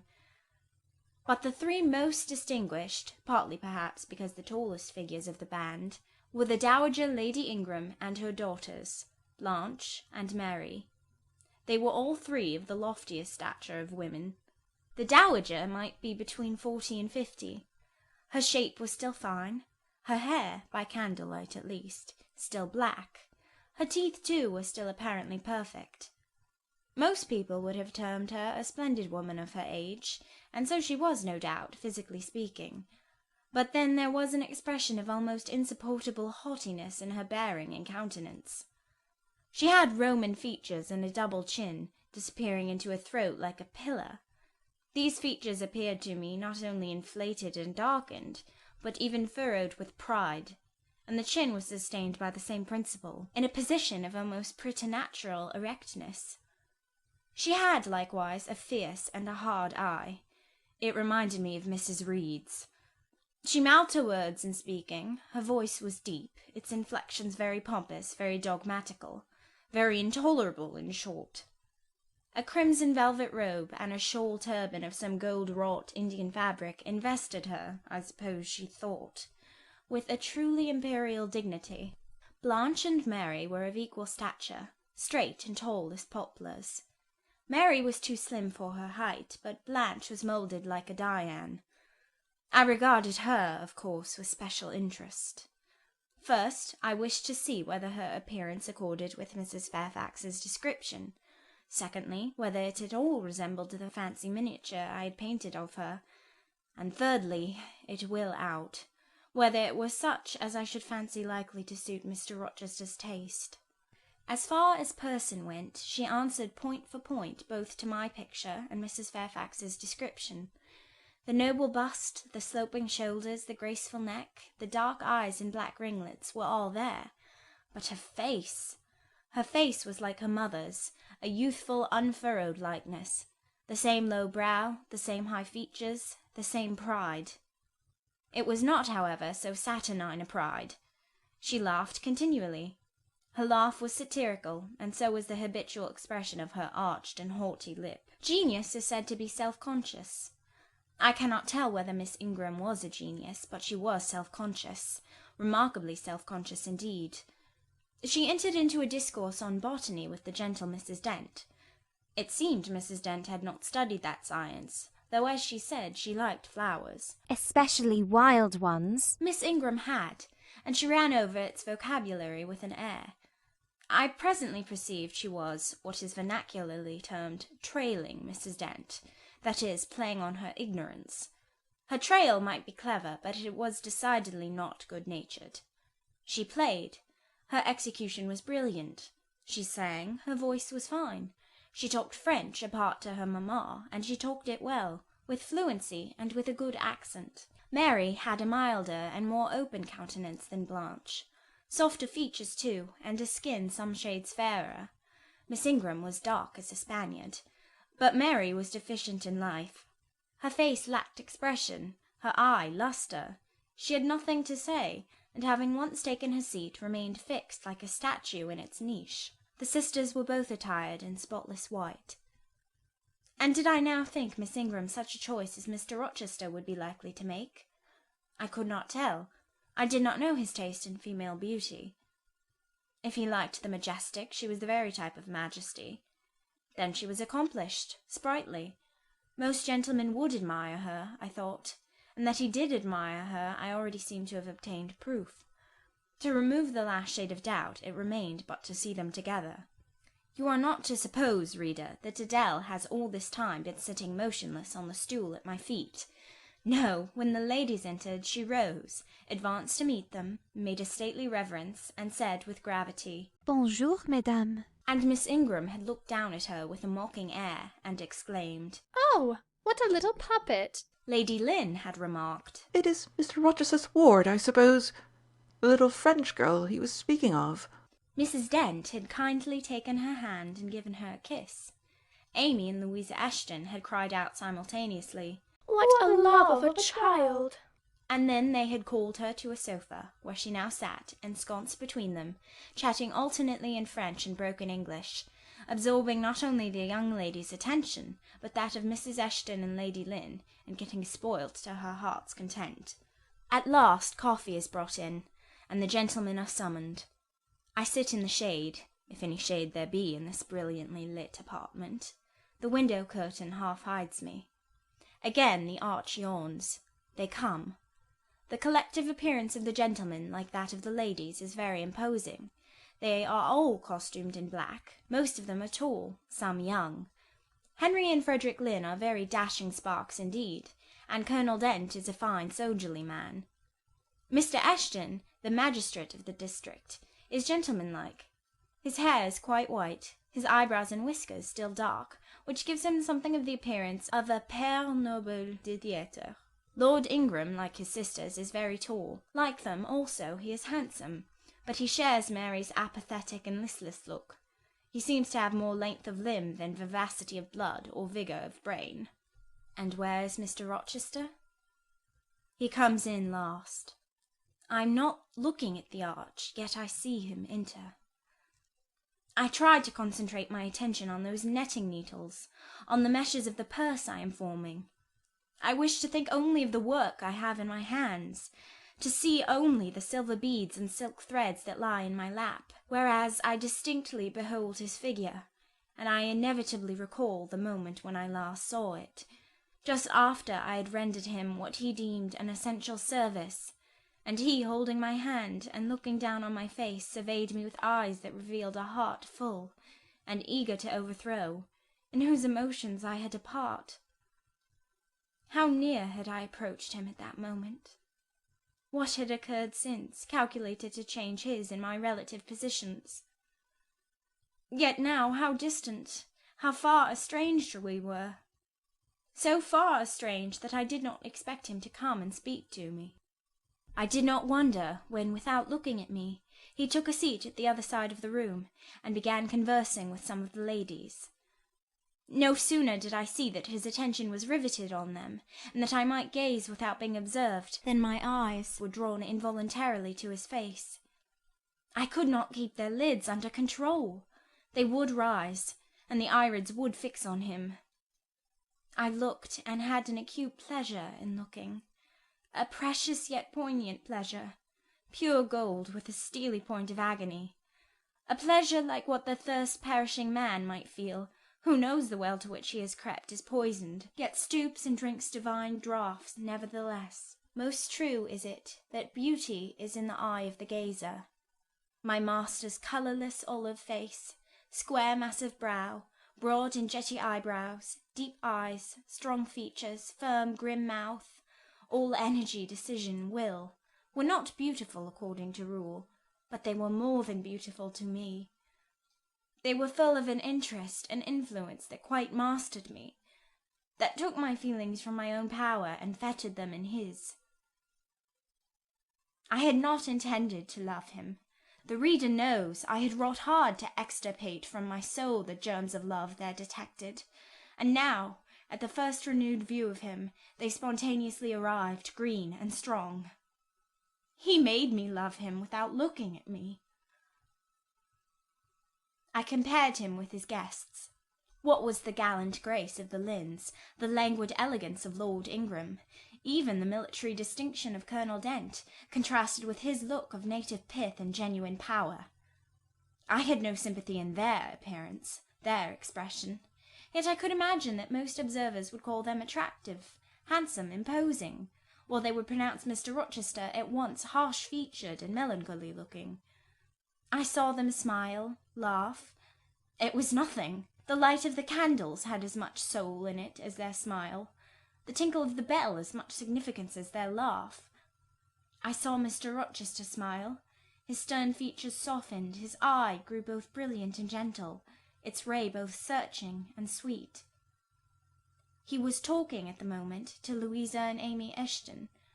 I wondered to see them receive with calm that look which seemed to me so penetrating. I expected their eyes to fall, their colour to rise under it, yet I was glad when I found they were in no sense moved. He is not to them what he is to me, I thought. He is not of their kind. I believe he is of mine. I am sure he is. I feel akin to him. I understand the language of his countenance and movements. Though rank and wealth sever us widely, I have something in my brain and heart, in my blood and nerves, that assimilates me mentally to him. Did I say a few days since that I had nothing to do with him but to receive my salary at his hands? Did I forbid myself to think of him in any other light than as a paymaster? Blasphemy against nature. Every good, true, vigorous feeling I have gathers impulsively round him. I know I must conceal my sentiments. I must smother hope. I must remember that he cannot care much for me.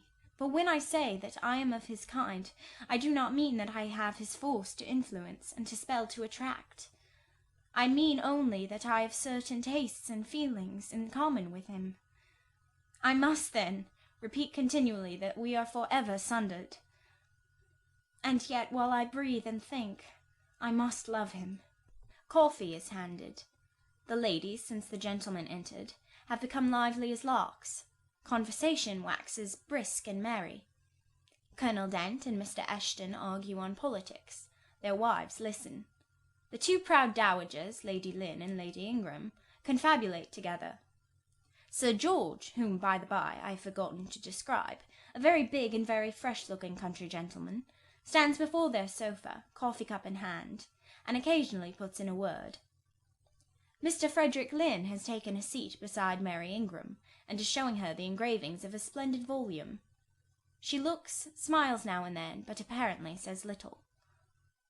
The tall and phlegmatic Lord Ingram leans with folded arms on the chair back of the little and lively Amy Eshton. She glances up at him and chatters like a wren. She likes him better than she does Mr. Rochester. Henry Lynn has taken possession of an ottoman at the feet of Louisa. Adèle shares it with him. He is trying to talk French with her, and Louisa laughs at his blunders. With whom will Blanche Ingram pair? She is standing alone at the table, bending gracefully over an album. She seems waiting to be sought, but she will not wait too long. She herself selects a mate. Mr. Rochester, having quitted the Eshtons, stands on the hearth as solitary as she stands by the table. She confronts him, taking her station on the opposite side of the mantelpiece. Mr. Rochester, I thought you were not fond of children. Nor am I. Then what induced you to take charge of such a little doll as that? Pointing to Adèle. Where did you pick her up? I did not pick her up. She was left on my hands. You should have sent her to school. I could not afford it. Schools are so dear. Why, I suppose you have a governess for her. I saw a person with her just now. Is she gone? Oh, no. There she still is, behind the window curtain. You pay her, of course. I should think it quite as expensive. More so, for you'll have them both to keep in addition. I feared, or should I say, hoped, the allusion to me would make Mr. Rochester glance my way, and I involuntarily shrank farther into the shade, but he never turned his eyes.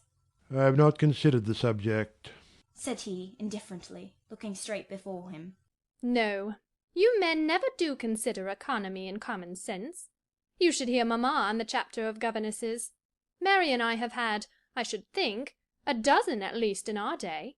Half of them detestable, and the rest ridiculous, and all incubi. Were they not, mamma? Did you speak, my own?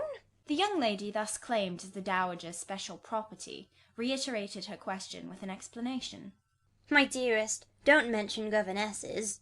The word makes me nervous. I have suffered a martyrdom from their incompetency and caprice. I thank heaven I have now done with them. Mrs. Dent here bent over to the pious lady, and whispered something in her ear.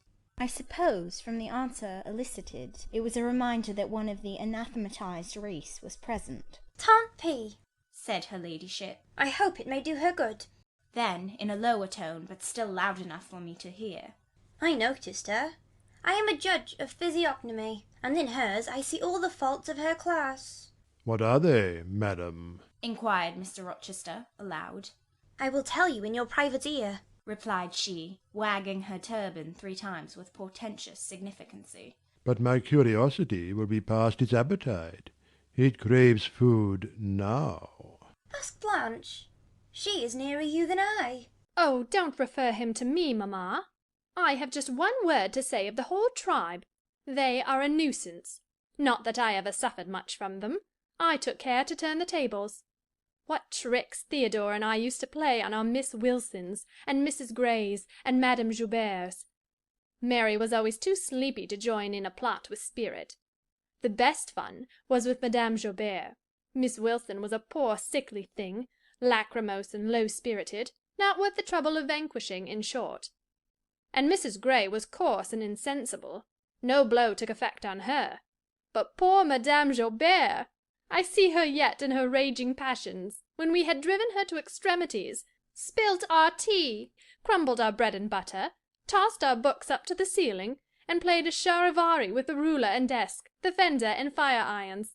Theodore, do you remember those merry days? Yes, to be sure, I do, drawled Lord Ingram.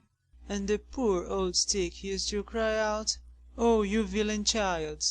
And then we sermonized her on the presumption of attempting to teach such clever blades as we were, when she was herself so ignorant. We did. And Tito, you know, I helped you in prosecuting, or persecuting, your tutor, whey-faced Mr. Vinning, the parson in the pip, as we used to call him. He and Miss Wilson took the liberty of falling in love with each other. At least Tito and I thought so. We surprised sundry tender glances and sighs which we interpreted as tokens of la belle passion, and I promise you the public soon had the benefit of our discovery. We employed it as a sort of lever to hoist our dead-weights from the house. Dear mamma there, as soon as she got an inkling of the business, found out that it was of an immoral tendency. Did you not, my lady mother? Certainly, my best. But I was quite right. Depend on that. There are 1,000 reasons why liaisons between governesses and tutors should never be tolerated a moment in any well-regulated house. Firstly— Oh, gracious, mamma! Spare us the enumeration. Au reste, we all know them.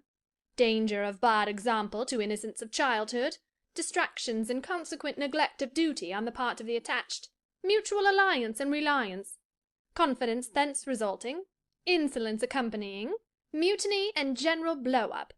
Am I right, Baroness Ingram of Ingram Park? My lily-flower, you are right now, as always. Then no more need be said. Change the subject. Amy Ashton, not hearing or not heeding this dictum, joined in with a soft, infantine tone. Louisa and I used to quiz our governess too, but she was such a good creature. She would bear anything. Nothing put her out. She was never cross with us. Was she, Louisa? No, never. We might do what we pleased, ransack her desk and her work-box and turn her drawers inside out, and she was so good-natured she would give us anything we asked for. I suppose now, said Miss Ingram, curling her lips sarcastically, we shall have an abstract of the memoirs of all the governesses extant. In order to avert such a visitation, I again move the introduction of a new topic. Mr. Rochester, do you second my motion? Madam, I support you on this point, as on every other. Then on me be the onus of bringing it forward. Signor Eduardo, are you in voice tonight? Donna Bianca, if you command it, I will be.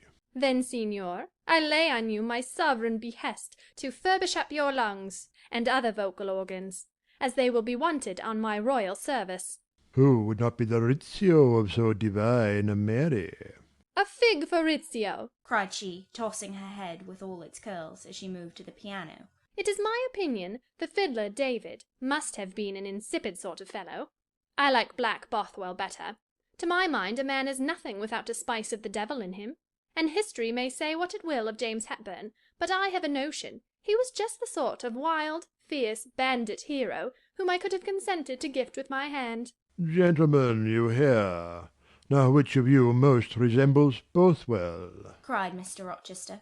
I should say the preference lies with you, responded Colonel Dent. On my honour, I am much obliged to you, was the reply. Miss Ingram, who had now seated herself with proud grace at the piano, spreading out her snowy robes in queenly amplitude, commenced a brilliant prelude, talking meantime. She appeared to be on her high horse tonight. Both her words and her air seemed intended to excite not only the admiration but the amazement of her auditors. She was evidently bent on striking them as something very dashing and daring indeed. "Oh, I am so sick of the young men of the present day!" exclaimed she, rattling away at the instrument. "Poor puny things, not fit to stir a step beyond papa's park gates, nor to go even so far without mamma's permission and guardianship.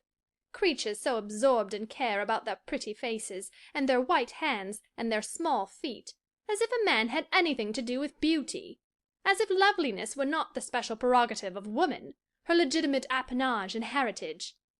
I grant an ugly woman is a blot on the fair face of creation, but as to the gentlemen, let them be solicitous to possess only strength and valour. Let their motto be, hunt, shoot, and fight. The rest is not worth a fillip. Such should be my device, were I a man.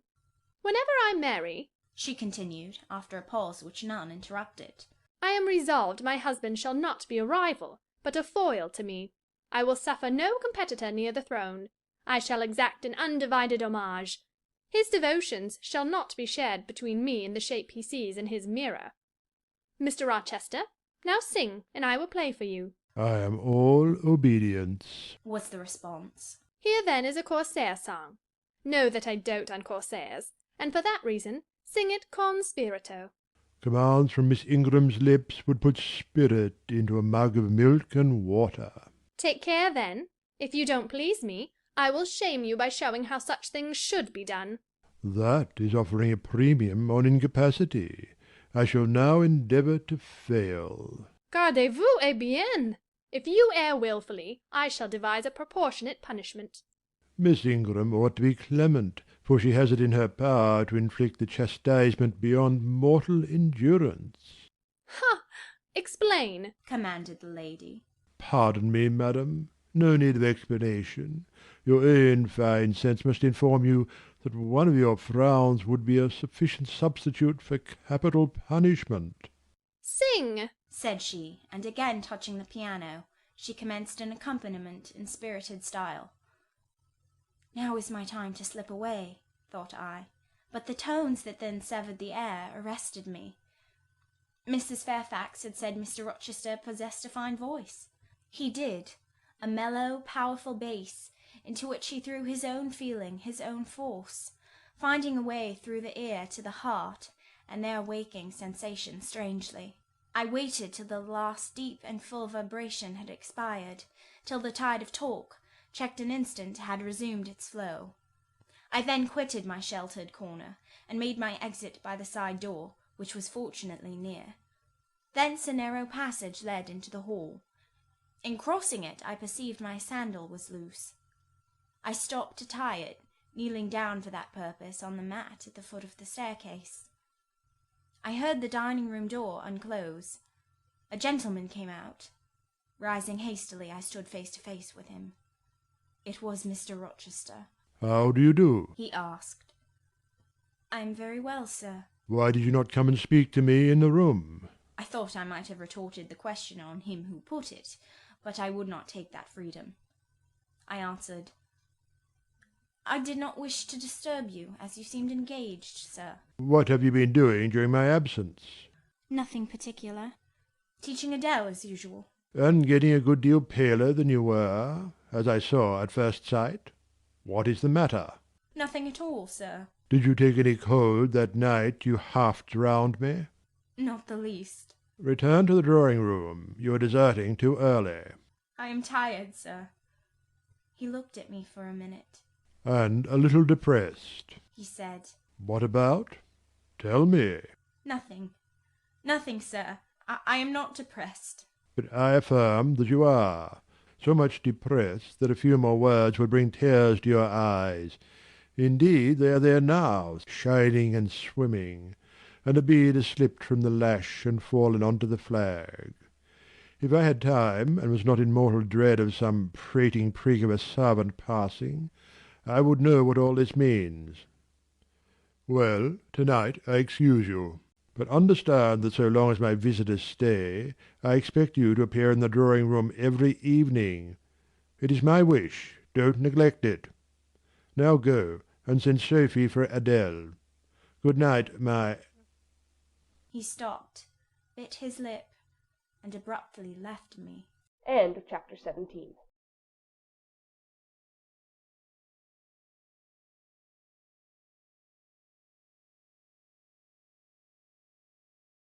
Jane Eyre by Charlotte Bronte, Chapter 18. Merry days were these at Thornfield Hall, and busy days too. How different from the first 3 months of stillness, monotony, and solitude I had passed beneath its roof. All sad feelings seemed now driven from the house, all gloomy associations forgotten. There was life everywhere, movement all day long. You could not now traverse the gallery, once so hushed, nor into the front chambers, once so tenantless, without encountering a smart lady's maid or a dandy valet. The kitchen, the butler's pantry, the servants' hall, the entrance hall, were equally alive, and the saloons were only left void and still when the blue sky and halcyon sunshine of the genial spring weather called their occupants out into the grounds. Even when that weather was broken, and continuous rain set in for some days, no damp seemed cast over enjoyment. Indoor amusements only became more lively and varied, in consequence of the stop put to outdoor gaiety. I wondered what they were going to do the first evening a change of entertainment was proposed. They spoke of playing charades, but in my ignorance I did not understand the term. The servants were called in, the dining-room tables wheeled away, the lights otherwise disposed, the chairs placed in a semicircle opposite the arch. While Mr. Rochester and the other gentlemen directed these alterations, the ladies were running up and down stairs ringing for their maids. Mrs. Fairfax was summoned to give information respecting the resources of the house in shawls, dresses, draperies of any kind, and certain wardrobes of the third story were ransacked, and their contents, in the shape of brocaded and hooped petticoats, satin sacks, black modes, lace lappets, etc., were brought down in armfuls by the Abigails.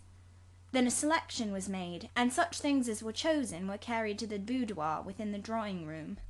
Meantime, Mr. Rochester had again summoned the ladies round him, and was selecting certain of their number to be of his party. Miss Ingram is mine, of course, said he. Afterwards he named the 2 Mrs. Eshton and Mrs. Dent. He looked at me.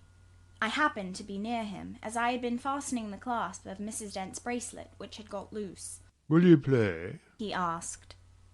I shook my head. He did not insist, which I rather feared he would have done. He allowed me to return quietly to my usual seat.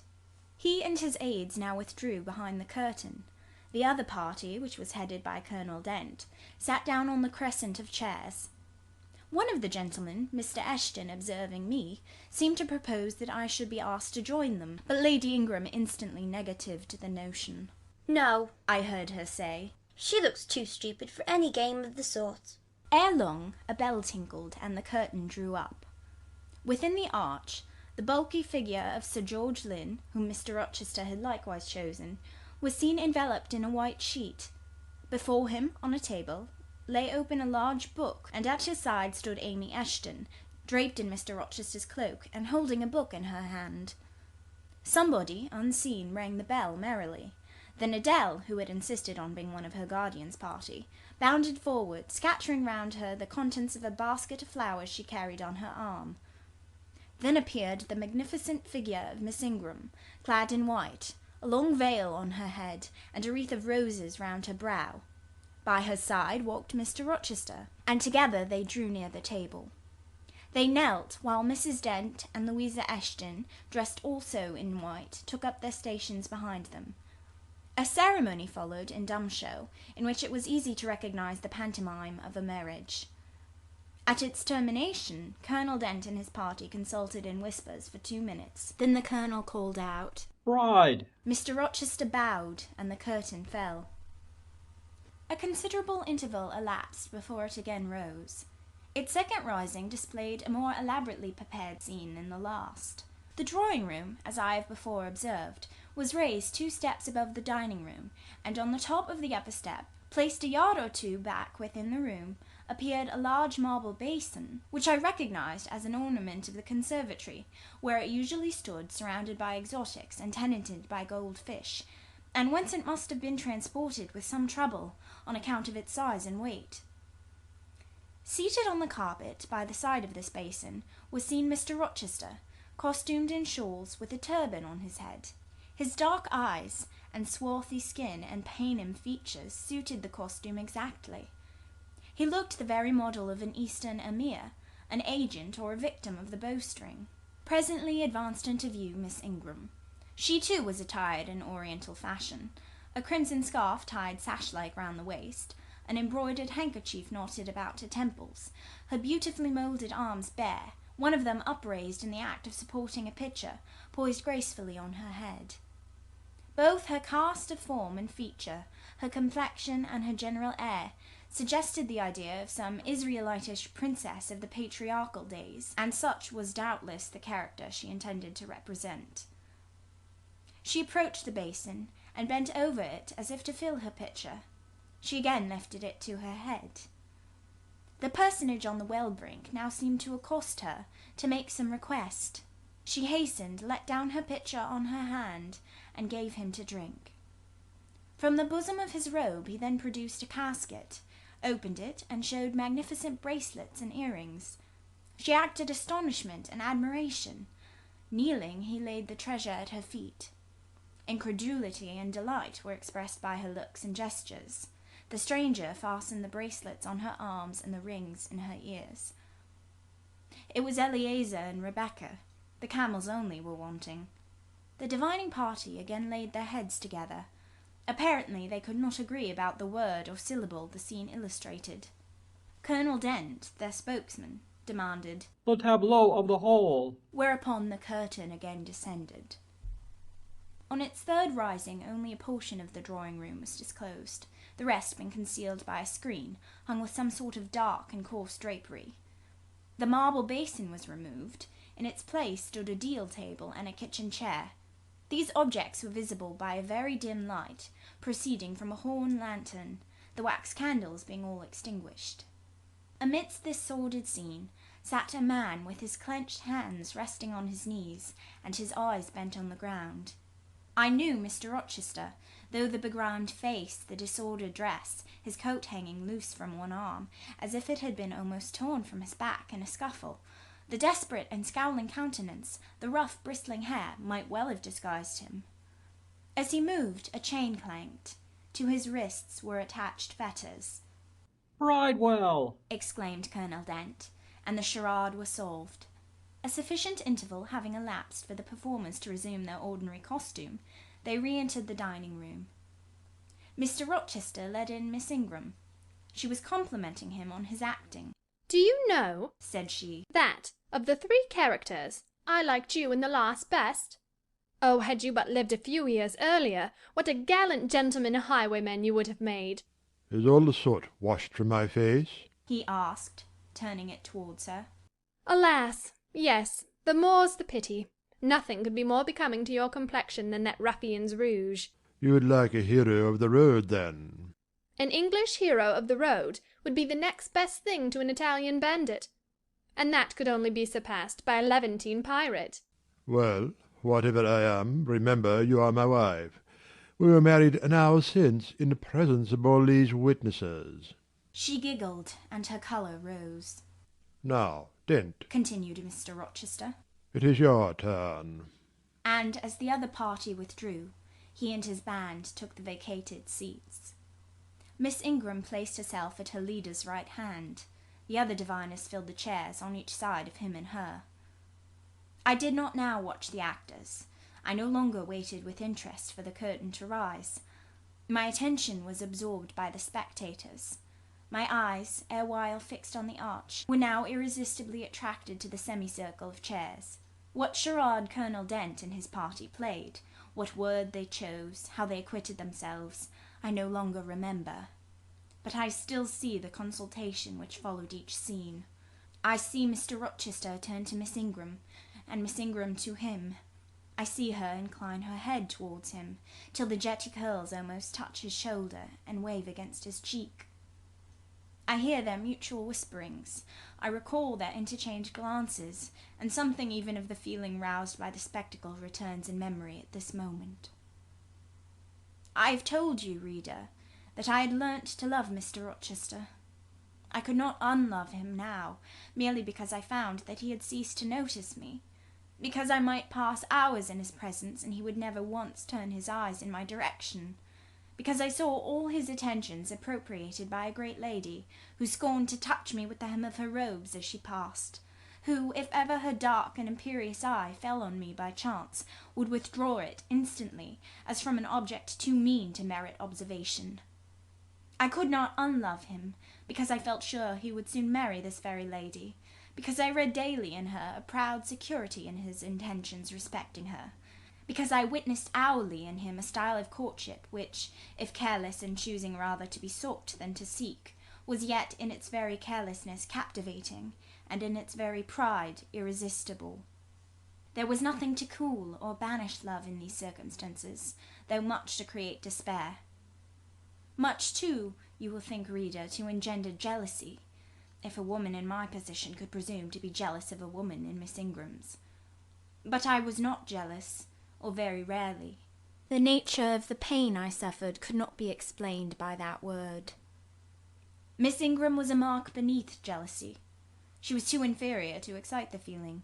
Pardon the seeming paradox, I mean what I say. She was very showy, but she was not genuine. She had a fine person, many brilliant attainments, but her mind was poor, her heart barren by nature. Nothing bloomed spontaneously on that soil, no unforced natural fruit delighted by its freshness. She was not good, she was not original. She used to repeat sounding phrases from books. She never offered nor had an opinion of her own. She advocated a high tone of sentiment, but she did not know the sensations of sympathy and pity. Tenderness and truth were not in her. Too often she betrayed this by the undue vent she gave to a spiteful antipathy she had conceived against little Adèle, pushing her away with some contumelious epithet if she happened to approach her, sometimes ordering her from the room, and always treating her with coldness and acrimony. Other eyes besides mine watched these manifestations of character, watched them closely, keenly, shrewdly. Yes, the future bridegroom, Mr. Rochester himself, exercised over his intended a ceaseless surveillance. And it was from this sagacity, this guardedness of his, this perfect, clear consciousness of his fair one's defects, this obvious absence of passion in his sentiments towards her, that my ever-torturing pain arose. I saw he was going to marry her, for family, perhaps political reasons, because her rank and connection suited him. I felt he had not given her his love, and that her qualifications were ill adapted to win from him that treasure. This was the point. This was where the nerve was touched and teased. This was where the fever was sustained and fed. She could not charm him. If she had managed the victory at once, and he had yielded and sincerely laid his heart at her feet, I should have covered my face, turned to the wall, and, figuratively, have died to them.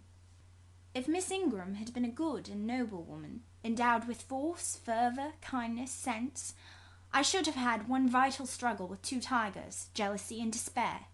Then my heart, torn out and devoured, I should have admired her, acknowledged her excellence, and been quiet for the rest of my days. And the more absolute her superiority, the deeper would have been my admiration, the more truly tranquil my quiescence. But as matters really stood, to watch Miss Ingram's efforts at fascinating Mr. Rochester, to witness their repeated failure, herself unconscious that they did fail, vainly fancying that each shaft launched hit the mark, and infatuatedly pluming herself on success, when her pride and self-complacency repelled further and further what she wished to allure, to witness this was to be at once under ceaseless excitation and ruthless restraint. Because, when she failed, I saw how she might have succeeded. Arrows that continually glanced off from Mr. Rochester's breast and fell harmless at his feet, might, I knew, if shot by a surer hand, have quivered keen in his proud heart, have called love into his stern eye, and softness into his sardonic face, or better still, without weapons, a silent conquest might have been won. Why can she not influence him more when she is privileged to draw so near to him? I asked myself. Surely she cannot truly like him, or not like him with true affection. If she did, she need not coin her smiles so lavishly, flash her glances so unremittingly, manufacture airs so elaborate, graces so multitudinous. It seems to me that she might, by merely sitting quietly at his side, saying little and looking less, get nigher his heart. I have seen in his face a far different expression from that which hardens it now while she is so vivaciously accosting him, but then it came of itself. It was not elicited by meretricious arts and calculated manoeuvres, and one had but to accept it, to answer when he asked without pretension, to address him when needful without grimace, and it increased and grew kinder and more genial, and warmed one like a fostering sunbeam. How will she manage to please him when they are married? I do not think she will manage it, and yet it might be managed, and his wife might, I verily believe, be the very happiest woman the sun shines on. I have not yet said anything condemnatory of Mr. Rochester's project of marrying for interest and connections. It surprised me when I first discovered that such was his intention. I had thought him a man unlikely to be influenced by motives so commonplace in his choice of a wife. But the longer I considered the position, education, etc. of the parties, the less I felt justified in judging and blaming either him or Miss Ingram for acting in conformity to ideas and principles instilled into them, doubtless, from their childhood. All their class held these principles. I supposed, then, they had reasons for holding them such as I could not fathom. It seemed to me that, were I a gentleman like him, I would take to my bosom only such a wife as I could love, but the very obviousness of the advantages to the husband's own happiness offered by this plan convinced me that there must be arguments against its general adoption of which I was quite ignorant. Otherwise, I felt sure all the world would act as I wished to act. But in other points as well as this, I was growing very lenient to my master. I was forgetting all his faults, for which I had once kept a sharp lookout. It had formerly been my endeavour to study all sides of his character, to take the bad with the good, and from the just weighing of both to form an equitable judgment. Now I saw no bad. The sarcasm that had repelled, the harshness that had startled me once, were only like keen condiments in a choice dish. Their presence was pungent, but their absence would be felt as comparatively insipid. And as for the vague something, was it a sinister or a sorrowful, a designing or a desponding expression, that opened upon a careful observer now and then, in his eye and closed again before one could fathom the strange depth partially disclosed, that something which used to make me fear and shrink as if I had been wandering amongst volcanic-looking hills, and had suddenly felt the ground quiver and seen it gape, that something I at intervals beheld still, and with throbbing heart, but not with palsied nerves.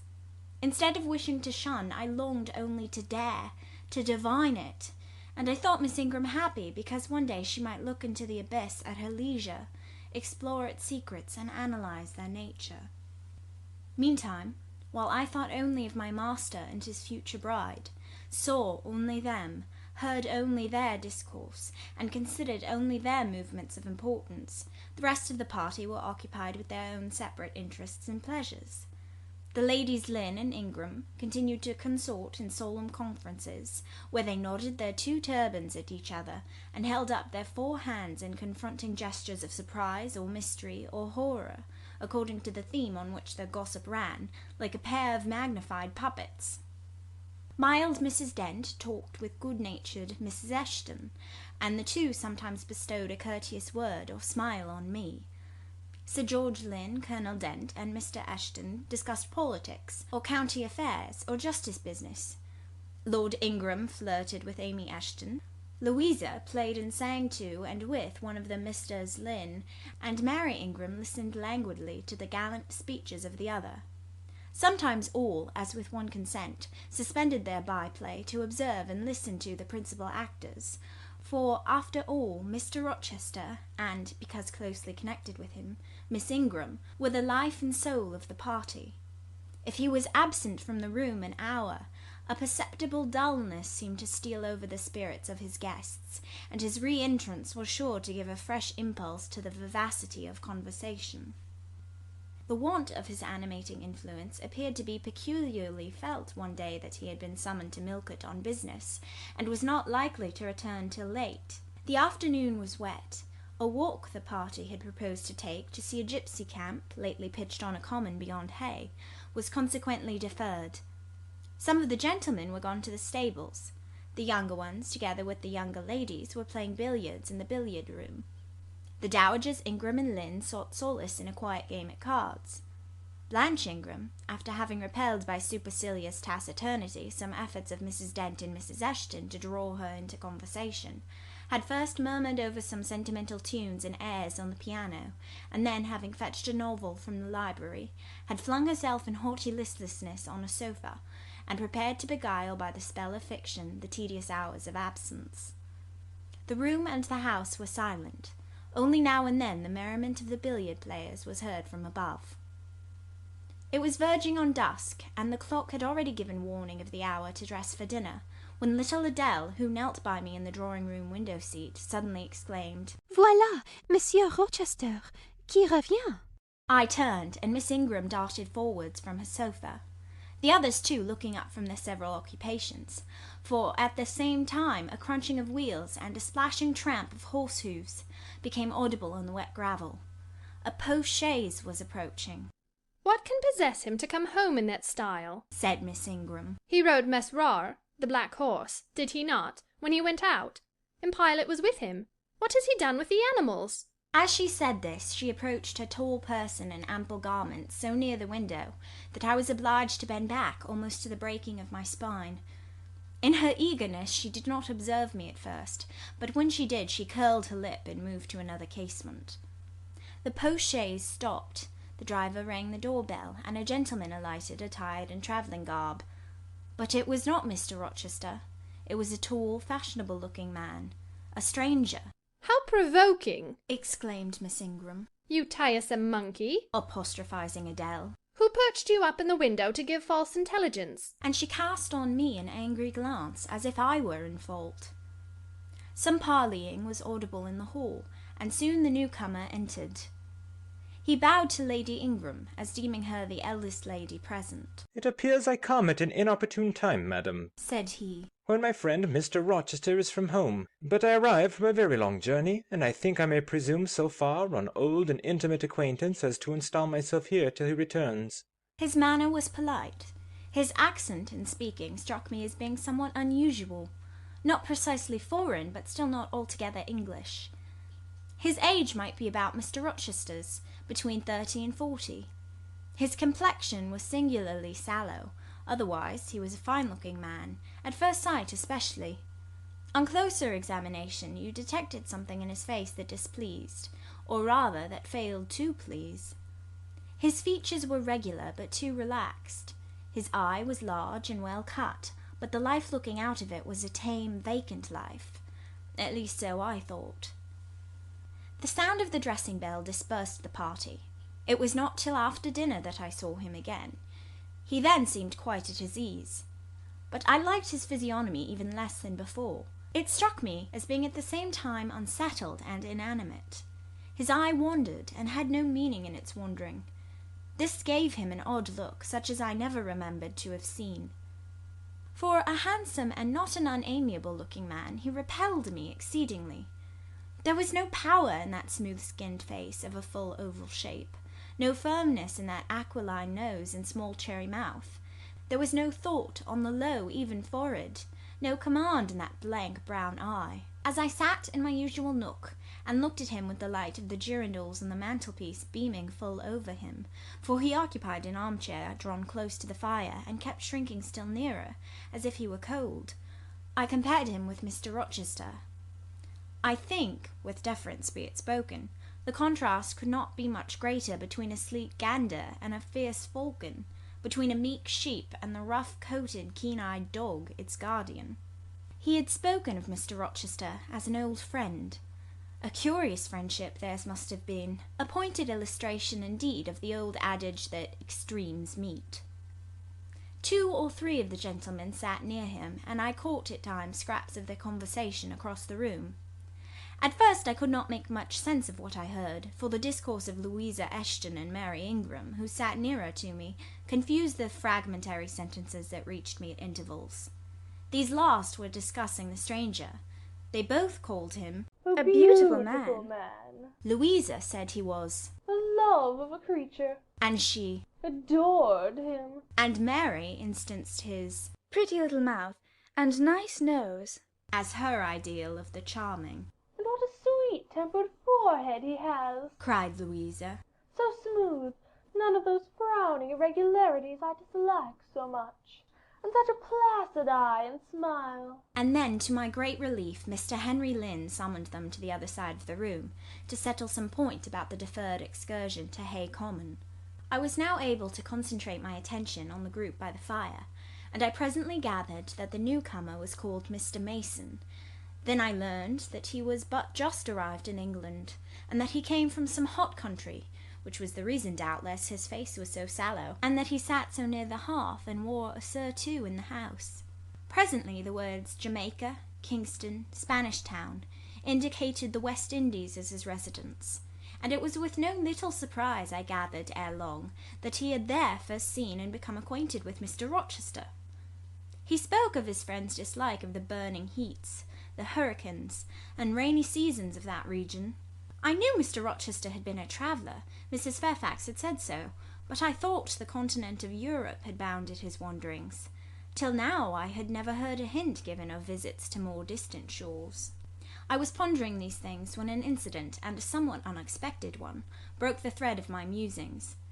Mr. Mason, shivering as someone chanced to open the door, asked for more coal to be put on the fire, which had burnt out its flame, though its mass of cinder still shone hot and red. The footman who brought the coal, in going out, stopped near Mr. Eshton's chair, and said something to him in a low voice, of which I heard only the words, "Old woman, quite troublesome." "Tell her she'll be put in the stocks if she does not take herself off," replied the magistrate. "No, stop," interrupted Colonel Dent. "Don't send her away, Eshton. We might turn the thing to account. Better consult the ladies." And speaking aloud, he continued, "Ladies, you talked of going to Hay Common to visit the gypsy camp. Sam here says that one of the old Mother Bunches is in the servants' hall at this moment, and insists upon being brought in before the quality to tell them their fortunes. Would you like to see her?"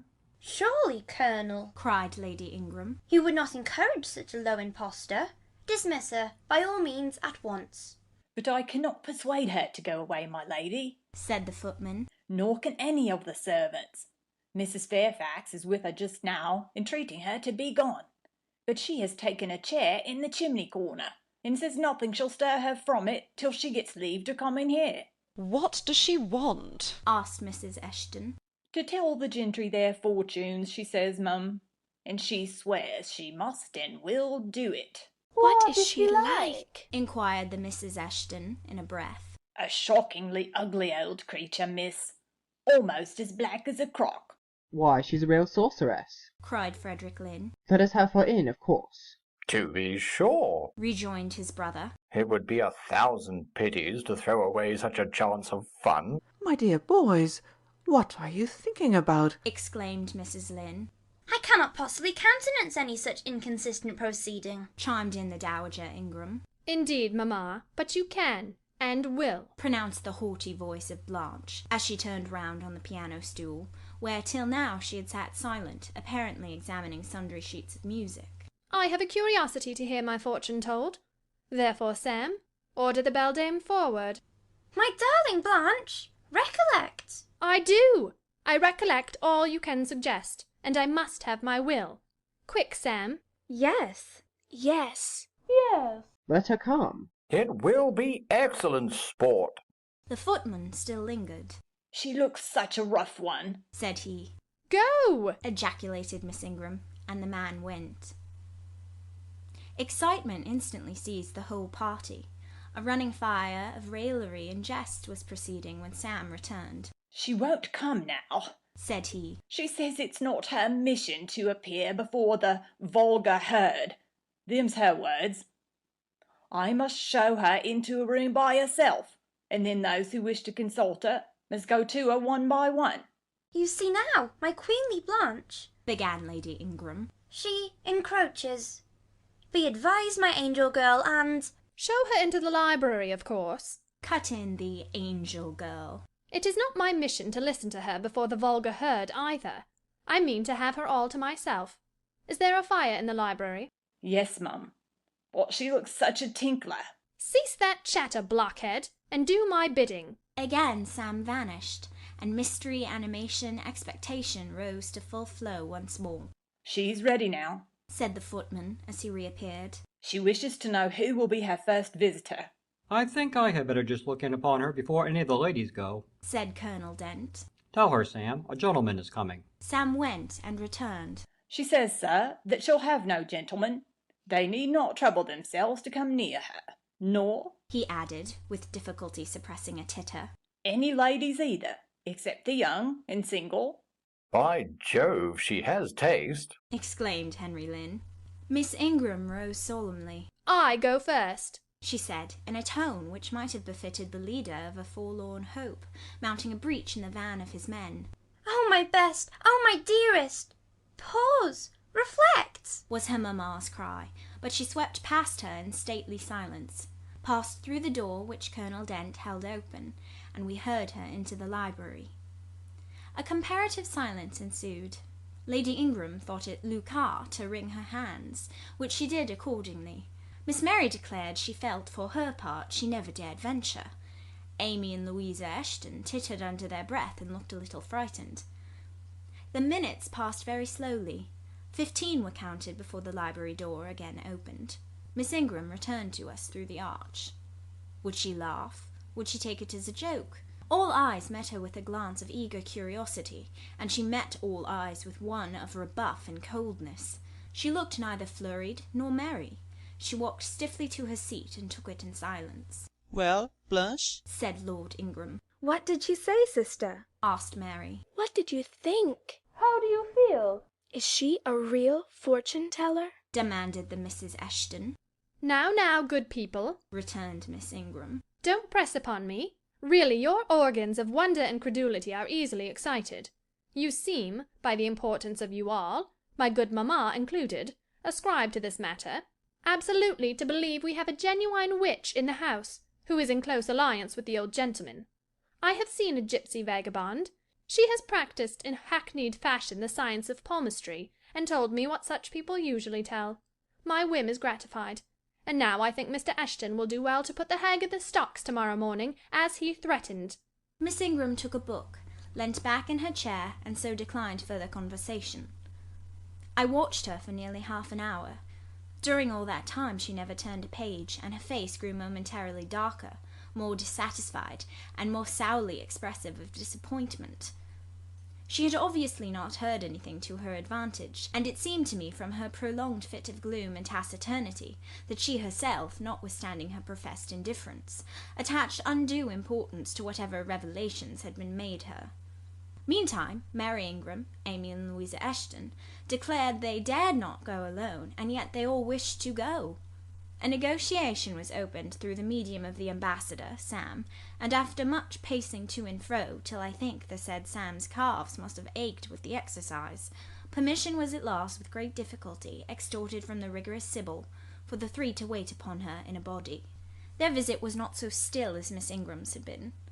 We heard hysterical giggling and little shrieks proceeding from the library, and at the end of about 20 minutes they burst the door open and came running across the hall as if they were half scared out of their wits. "I am sure she is something not right," they cried, one and all.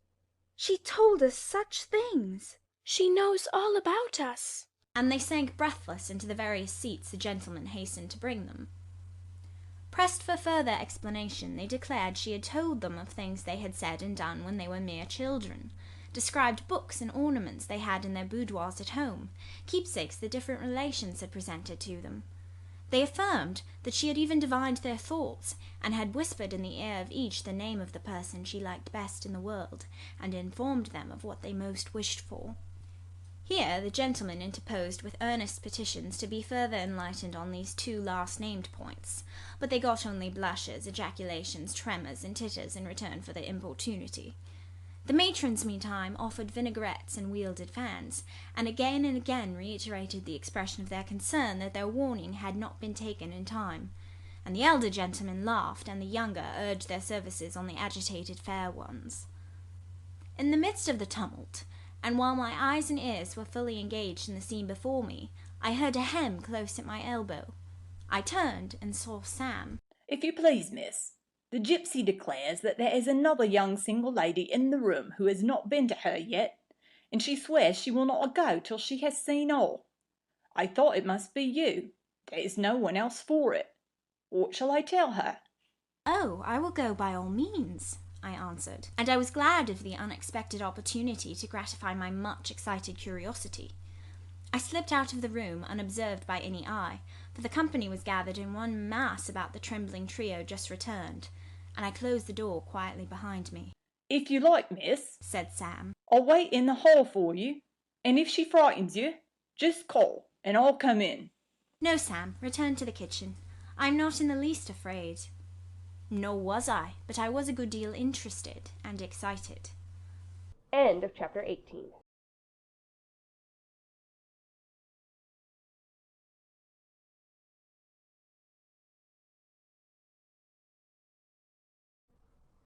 Jane Eyre by Charlotte Bronte. Chapter 19. The library looked tranquil enough as I entered it, and the Sibyl, if Sibyl she were, was seated snugly enough in an easy-chair at the chimney corner. She had on a red cloak and a black bonnet, or rather a broad-brimmed gypsy hat, tied down with a striped handkerchief under her chin. An extinguished candle stood on the table. She was bending over the fire, and seemed reading in a little black book, like a prayer book, by the light of the blaze. She muttered the words to herself, as most old women do, while she read. She did not desist immediately on my entrance. It appeared she wished to finish a paragraph. I stood on the rug and warmed my hands, which were rather cold with sitting at a distance from the drawing-room fire. I felt now as composed as ever I did in my life. There was nothing, indeed, in the gypsy's appearance to trouble one's calm. She shut her book and slowly looked up. Her hat brim partially shaded her face, yet I could see, as she raised it, that it was a strange one. It looked all brown and black. Elf locks bristled out from beneath a white band which passed under her chin and came half over her cheeks, or rather jaws. Her eye confronted me at once, with a bold and direct gaze. "Well, and you want your fortune told?" she said, in a voice as decided as her glance, as harsh as her features. "I don't care about it, mother. You may please yourself, but I ought to warn you, I have no faith." "It's like your impudence to say so. I expected it of you. I heard it in your step as you crossed the threshold."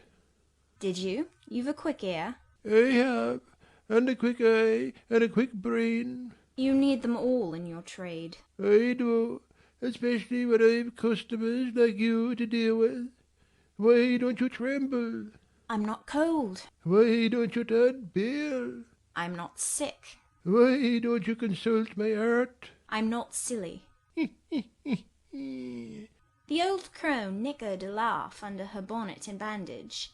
She then drew out a short black pipe, and lighting it, began to smoke. Having indulged a while in this sedative, she raised her bent body, took the pipe from her lips, and while gazing steadily at the fire, said very deliberately, "You are cold, you are sick, and you are silly." "Prove it," I rejoined. "I will, in few words. You are cold because you are alone. No conduct strikes the fire from you that is in you. You are sick because the best of feelings, the highest and the sweetest given to man, keeps far away from you. You are silly because, suffer as you may, you will not beckon it to approach, nor will you stir one step to meet it where it waits you." She again put her short black pipe to her lips and renewed her smoking with vigour. "You might say all that to almost anyone who you knew lived as a solitary dependent in a great house." "I might say it to almost anyone, but would it be true of almost anyone?" "In my circumstances." "Yes, just so, in your circumstances, but find me another precisely placed as you are." "It would be easy to find you thousands." "You could scarcely find me one. If you knew it, you are peculiarly situated. Very near happiness, yes, within reach of it. The materials are all prepared. There only wants a movement to combine them. Chance laid them somewhat apart. Let them be once approached, and bliss results. I don't understand enigmas. I never could guess a riddle in my life. If you wish me to speak more plainly, show me your palm. And I must cross it with silver, I suppose. To be sure. I gave her a shilling. She put it into an old stocking foot, which she took out of her pocket, and having tied it round and returned it, she told me to hold out my hand. I did. She approached her face to the palm, and pored over it without touching it. It is too fine, said she. I can make nothing of such a hand as that, almost without lines. Besides, what is in a palm? Destiny is not written there. I believe you, said I. No, she continued. It is in the face, on the forehead, about the eyes, in the lines of the mouth. Kneel and lift up your head. Ah, now you are coming to reality, I said, as I obeyed her. I shall begin to put some faith in you presently. I knelt within half a yard of her. She stirred the fire so that a ripple of light broke from the disturbed coal. The glare, however, as she sat, only threw her face into deeper shadow. Mine it illumined. I wonder with what feelings you came to me tonight, she said, when she had examined me a while. I wonder what thoughts are busy in your heart during all the hours you sit in yonder room, with the fine people flitting before you like sheeps in a magic lantern. Just a little sympathetic communion passing between you and them, as if they were really mere shadows of human forms, and not the actual substance. I feel tired often, sleepy sometimes, but seldom sad. Then you have some secret hope to buoy you up and please you with whispers of the future? Not I. The utmost I hope is to save money enough out of my earnings to set up a school some day, in a little house rented by myself. A mean nutriment for the spirit to exist on, and sitting in that window seat. You see, I know your habits. You have learned them from the servants. Oh, you think yourself sharp? Well, perhaps I have. To speak truth, I have an acquaintance with one of them, Mrs. Poole. I started to my feet when I heard the name. You have you? Thought I. There is diablerie in the business after all, then. Don't be alarmed, continued the strange being. She's a safe hand, is Mrs. Poole, close and quiet. Anyone may repose confidence in her. But, as I was saying, sitting in that window seat, do you think of nothing but your future school? Have you no present interest in any of the company who occupy the sofas and the chairs before you? Is there not one face you study, one figure whose movements you follow with the least curiosity? I like to observe all the faces and all the figures. But do you never single one from the rest? Or it may be, two? I do frequently, when the gestures or looks of a pair seem telling a tale. It amuses me to watch them. What tale do you like best to hear? Oh, I have not much choice. They generally run on the same theme, courtship, and promise to end in the same catastrophe, marriage. And do you like that monotonous theme? Positively, I don't care about it. It is nothing to me. Nothing to you? When a lady, young and full of life and health, charming with beauty, and endowed with the gifts of rank and fortune, sits and smiles in the eyes of a gentleman, you... I what? You know, and perhaps think well of. I don't know the gentlemen here. I've scarcely interchanged a syllable with one of them, and as to thinking well of them, I consider some respectable and stately and middle-aged, and others young, dashing, handsome, and lively. But certainly they are all at liberty to be the recipients of whose smiles they please, without my feeling disposed to consider the transaction of any moment to me. You don't know the gentleman here? You have not exchanged a syllable with one of them? Will you say that of the master of the house? He is not at home. A profound remark. A most ingenious quibble. He went to Millcote this morning, and will be back here to-night or to-morrow. Does that circumstance exclude him from the list of your acquaintance? Blot him, as it were, out of existence? No, but I can scarcely see what Mr. Rochester has to do with the theme you had introduced. I was talking of ladies smiling in the eyes of gentlemen, and of late so many smiles have been shed into Mr. Rochester's eyes that they overflow like two cups filled above the brim. Have you never remarked that? Mr. Rochester has a right to enjoy the society of his guests. No question about his right. But have you never observed that, of all the tales to hear about matrimony, Mr. Rochester has been favoured with the most lively and the most continuous? The eagerness of a listener quickens the tongue of a narrator.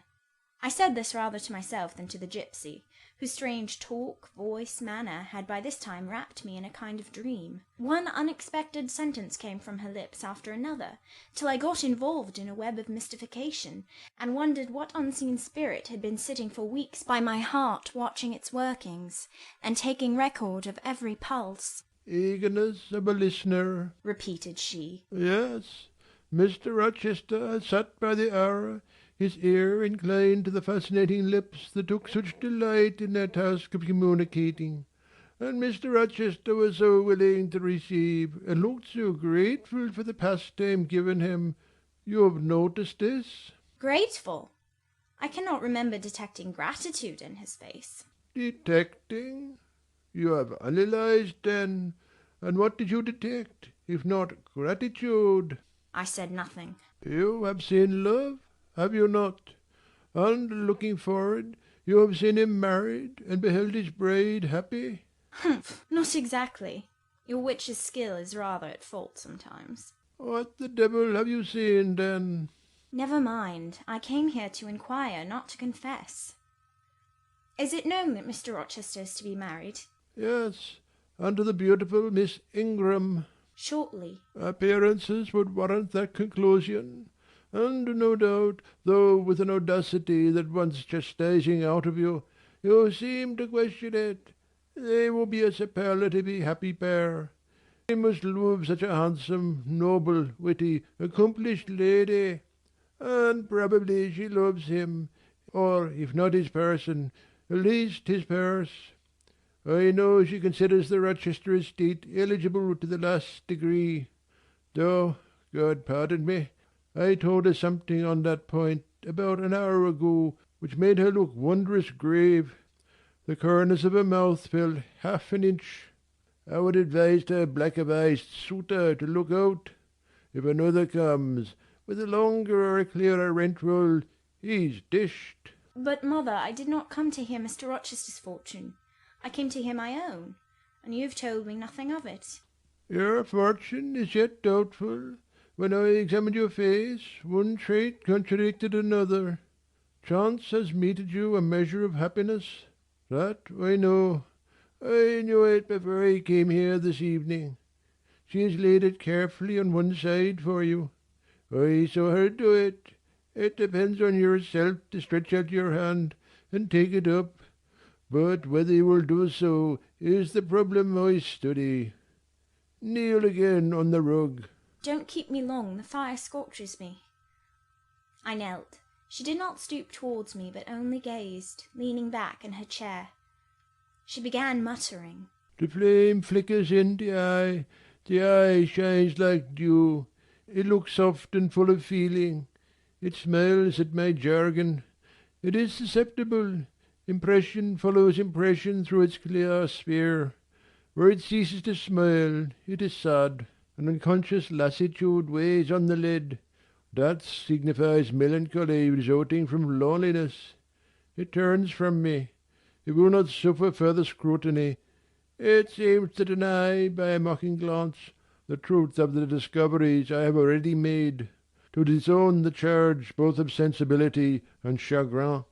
Its pride and reserve only confirm me in my opinion. The eye is favourable. As to the mouth, it delights at times in laughter. It is disposed to impart all that the brain conceives, though I dare say it will be silent on much the heart experiences.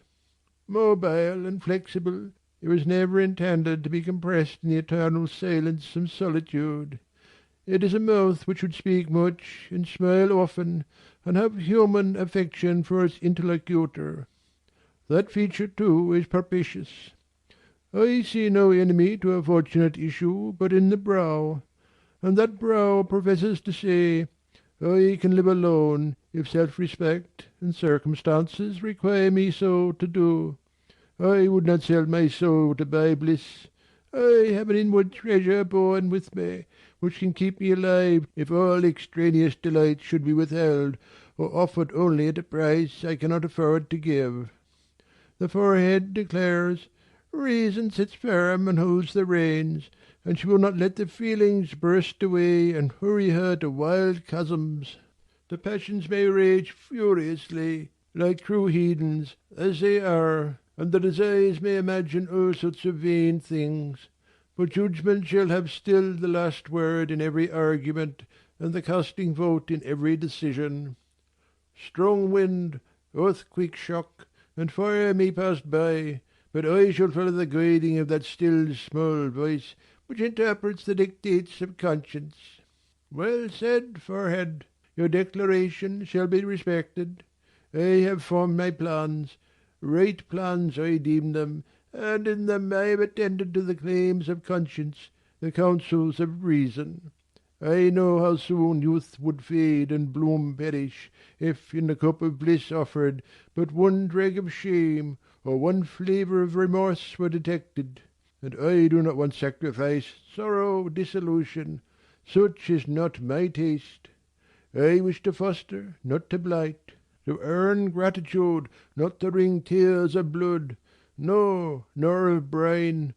My harvest must be in smiles, in endearments, in sweet. That will do. I think I rave in a kind of exquisite delirium. I should wish now to protect this moment ad infinitum, but I dare not. So far I have given myself thoroughly. I have acted as I inwardly swore I would act, but further might try me beyond my strength. Rise, Miss Eyre. Leave me. The play is played out. Where was I? Did I wake or sleep? Had I been dreaming? Did I dream still? The old woman's voice had changed, her accent, her gesture, and all were familiar to me as my own face in a glass, as the speech of my own tongue. I got up, but did not go. I looked. I stirred the fire, and I looked again, but she drew her bonnet and her bandage closer about her face, and again beckoned me to depart. The flame illuminated her hand stretched out. Roused now, and on the alert for discoveries, I at once noticed that hand. It was no more the withered limb of eld than my own. It was a rounded, supple member with smooth fingers symmetrically turned. A broad ring flashed on the little finger, and stooping forward I looked at it, and saw a gem I had seen 100 times before. Again I looked at the face, which was no longer turned from me. On the contrary, the bonnet was doffed, the bandage displaced, the head advanced. Well, Jane, do you know me? Asked the familiar voice. Only take off the red cloak, sir, and then... But the string is in a knot. Help me. Break it, sir. There, then. Off, ye lendings. And Mr. Rochester stepped out of his disguise. Now, sir, what a strange idea! But well carried out, eh? Don't you think so? With the ladies you must have managed well. But not with you. You did not act the character of a gypsy with me. What character did I act? My own? No, some unaccountable one. In short, I believe you have been trying to draw me out. Or in. You have been talking nonsense to make me talk nonsense. It is scarcely fair, sir. Do you forgive me, Jane? I cannot tell till I have thought it all over. If, on reflection, I find I have fallen into no great absurdity, I shall try to forgive you. But it was not right. Oh, you have been very correct, very careful, very sensible. I reflected, and thought, on the whole, I had. It was a comfort. But indeed I had been on my guard almost from the beginning of the interview. Something of masquerade I suspected. I knew gypsies and fortune-tellers did not express themselves as the seeming old woman had expressed herself. Besides, I had noted her feigned voice, her anxiety to conceal her features. But my mind had been running on Grace Poole, that living enigma, that mystery of mysteries, as I considered her. I had never thought of Mr. Rochester. Well, said he. what are you musing about? What does that grave smile signify? Wonder and self-congratulation, sir. I have your permission to retire now, I suppose. No, stay a moment, and tell me what the people in the drawing-room yonder are doing. Discussing the gipsy, I dare say. Sit down. Let me hear what they said about me. I'd better not stay long, sir. It must be near 11 o'clock. Oh, are you aware, Mr. Rochester, that a stranger has arrived here since you left this morning? A stranger? No. Who can it be? I expected no one. Is he gone? No. He said he had known you long, and that he could take the liberty of installing himself here till you returned. The devil he did. Did he give his name? His name is Mason, sir, and he comes from the West Indies, from Spanish Town in Jamaica, I think. Mr. Rochester was standing near me. He had taken my hand as if to lead me to a chair. As I spoke, he gave my wrist a convulsive grip. The smile on his lips froze. Apparently a spasm caught his breath. Mason? The West Indies? He said, in the tone one might fancy speaking automaton to announce its single words. Mason, the West Indies, he reiterated, and he went over the syllables 3 times, growing, in the intervals of speaking, whiter than ashes. He hardly seemed to know what he was doing. Do you feel ill, sir? I inquired. Jane, I've got a blow. I've got a blow, Jane. He staggered. Oh, lean on me, sir. Jane, you offered me your shoulder once before. Let me have it now. Yes, sir, yes, and my arm. He sat down and made me sit beside him. Holding my hand in both his own, he chafed it, gazing on me at the same time with the most troubled and dreary look. My little friend, said he, I wish I were in a quiet island with only you, and trouble and danger and hideous recollections removed from me. Can I help you, sir? I'd give my life to serve you. Jane, if aid is wanted, I'll seek it at your hands. I promise you that. Thank you, sir. Tell me what to do. I'll try at least to do it. Fetch me now, Jane, a glass of wine from the dining-room. They will be at supper there. And tell me if Mason is with them, and what he is doing. I went. I found all the party in the dining-room at supper, as Mr. Rochester had said. They were not seated at table. The supper was arranged on the sideboard. Each had taken what he chose, and they stood about here and there in groups, their plates and glasses in their hands. Everyone seemed in high glee. Laughter and conversation were general and animated. Mr. Mason stood near the fire, talking to Colonel and Mrs. Dent, and appeared as merry as any of them. I filled a wine-glass. I saw Miss Ingram watch me frowningly as I did so. She thought I was taking a liberty, I dare say. And I returned to the library. Mr. Rochester's extreme pallor had disappeared, and he looked once more firm and stern. He took the glass from my hand. Here is to your health, ministrant spirit, he said. He swallowed the contents and returned it to me. What are they doing, Jane? Laughing and talking, sir. They don't look grave and mysterious, as if they had heard something strange. Not at all. They are full of jests and gaiety. And Mason? He was laughing too. If all these people came in a body and spat at me, what would you do, Jane? Turn them out of the room, sir, if I could. He half smiled. But if I were to go to them, and they only looked at me coldly, and whispered sneeringly amongst each other, and then dropped off and left me one by one, what then? Would you go with them? I rather think not, sir. I should have more pleasure in staying with you. To comfort me? Yes, sir, to comfort you, as well as I could. And if they laid you under a ban for adhering to me? I probably should know nothing about their ban, and if I did, I should care nothing about it. Then you could dare censure for my sake? I could dare it for the sake of any friend who deserved my adherence, as you, I am sure, do. Go back into the room, step quietly to Mason, and whisper in his ear that Mr. Rochester is come and wishes to see him. Show him in here, and then leave me. Yes, sir. I did his behest. The company all stared at me as I passed straight among them. I sought Mr. Mason, delivered the message, and preceded him from the room. I ushered him into the library, and then I went upstairs. At a late hour, after I had been in bed some time, I heard the visitors repair to their chambers. I distinguished Mr. Rochester's voice, and heard him say, "This way, Mason. This is your room." He spoke cheerfully. The gay tones set my heart at ease. I was soon asleep. End of chapter 19.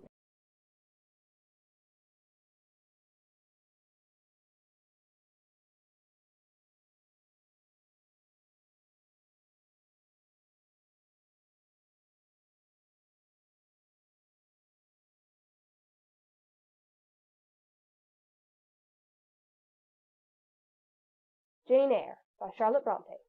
Chapter 20. I had forgotten to draw my curtain, which I usually did, and also to let down my window blind. The consequence was that when the moon, which was full and bright, for the night was fine, came in her course to that space in the sky opposite my casement, and looked in at me through the unveiled panes, her glorious gaze roused me. Awaking in the dead of night, I opened my eyes on her disk, silver white and crystal clear. It was beautiful, but too solemn. I half rose and stretched my arm to draw the curtain. Good God! What a cry! The night, its silence, its rest, was rent in twain by a savage, a sharp, a shrilly sound that ran from end to end of Thornfield Hall. My pulse stopped, my heart stood still, my stretched arm was paralyzed. The cry died and was not renewed. Indeed, whatever being uttered that fearful shriek could not soon repeat it. Not the widest winged condor on the Andes could twice in succession send out such a yell from the cloud shrouding his eyrie. The thing delivering such utterance must rest ere it could repeat the effort. It came out of the third story, for it passed overhead.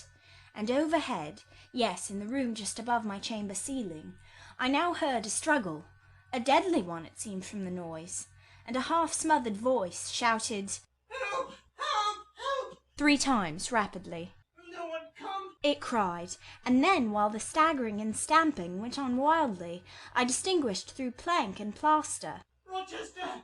Rochester! For God's sake, come!" A chamber door opened. Someone ran or rushed along the gallery. Another step stamped on the flooring above, and something fell, and there was silence. I had put on some clothes, though horror shook all my limbs. I issued from my apartment. The sleepers were all aroused.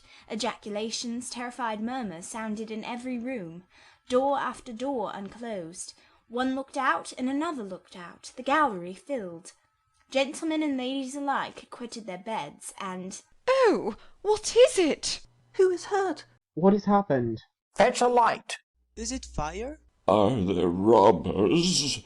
Where shall we run? was demanded confusedly on all hands. But for the moonlight they would have been in complete darkness. They ran to and fro, they crowded together. Some sobbed, some stumbled. The confusion was inextricable. "Where the devil is Rochester?" cried Colonel Dent. "I cannot find him in his bed." "Here! Here!" was shouted in return. "Be composed, all of you. I'm coming." And the door at the end of the gallery opened, and Mr. Rochester advanced with a candle. He had just descended from the upper story. One of the ladies ran to him directly. She seized his arm. It was Miss Ingram. "What awful event has taken place?" said she. "Speak! Let us know the worst at once." "But don't pull me down or strangle me," he replied, for the Misses Eshton were clinging about him now, and the 2 dowagers in vast white wrappers were bearing down on him like ships in full sail. "All's right, all's right," he cried. "It's a mere rehearsal of Much Ado About Nothing. Ladies, keep off, or I shall wax dangerous." And dangerous he looked. His black eyes darted sparks. Calming himself by an effort, he added, "A servant has had the nightmare, that is all. She's an excitable, nervous person. She construed her dream into an apparition, or something of that sort, no doubt, and has taken a fit with fright. Now then, I must see you all back into your rooms, for till the house is settled she cannot be looked after. Gentlemen, have the goodness to set the ladies the example. Miss Ingram, I am sure you will not fail in evincing superiority to idle terrors. Amy and Louisa, return to your nests like a pair of doves, as you are. Mesdames, to the dowagers. you'll take cold to a dead certainty if you stay in this chilled gallery any longer. And so, by dint of alternate coaxing and commanding, he contrived to get them all once more enclosed in their separate dormitories. I did not wait to be ordered back to mine, but retreated unnoticed, as unnoticed I had left it. Not, however, to go to bed. On the contrary, I began and dressed myself carefully. The sounds I had heard after the scream, and the words that had been uttered, had probably been heard only by me, for they had proceeded from the room above mine. But they assured me that it was not a servant's dream which had thus struck horror through the house, and that the explanation Mr. Rochester had given was merely an invention framed to pacify his guests. I dressed then, to be ready for emergencies. When dressed, I sat a long time by the window, looking out over the silent grounds and silvered fields, and waiting for I knew not what. It seemed to me that some event must follow this strange cry, struggle, and call. No. Stillness returned. Each murmur and movement ceased gradually, and in about an hour Thornfield Hall was again as hushed as a desert. It seemed that sleep and night had resumed their empire. Meantime the moon declined. She was about to set. Not liking to sit in the cold and darkness, I thought I would lie down on my bed, dressed as I was. I left the window and moved with little noise across the carpet. As I stooped to take off my shoes, a cautious hand tapped low at the door. "Am I wanted?" I asked.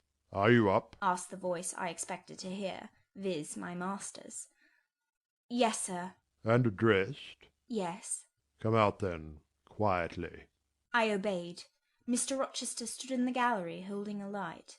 "I want you," he said. "Come this way. Take your time, and make no noise." My slippers were thin.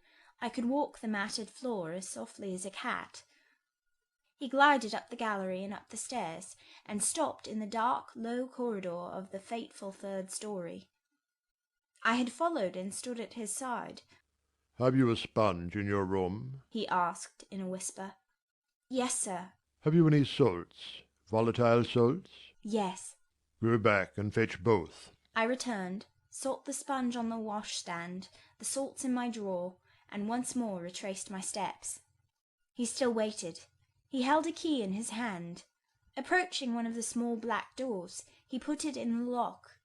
He paused and addressed me again. "You don't turn sick at the sight of blood?" "I think I shall not. I have never been tried yet." I felt a thrill while I answered him, but no coldness and no faintness. "Just give me your hand," he said. "It will not do to risk a fainting fit." I put my fingers into his. "Warm and steady," was his remark.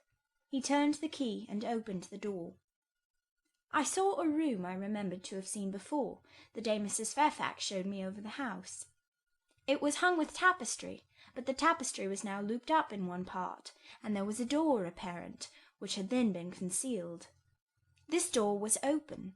A light shone out of the room within. I heard thence a snarling, snatching sound, almost like a dog quarrelling. Mr. Rochester, putting down his candle, said to me, "Wait a minute," and he went forward to the inner apartment. A shout of laughter greeted his entrance, noisy at first, and terminating in Grace Poole's own goblin ha-ha.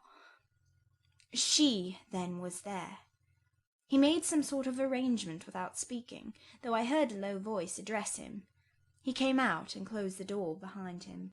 "Here, Jane," he said, and I walked round to the other side of a large bed, which, with its drawn curtains, concealed a considerable portion of the chamber. An easy-chair was near the bed-head. A man sat in it, dressed with the exception of his coat. He was still.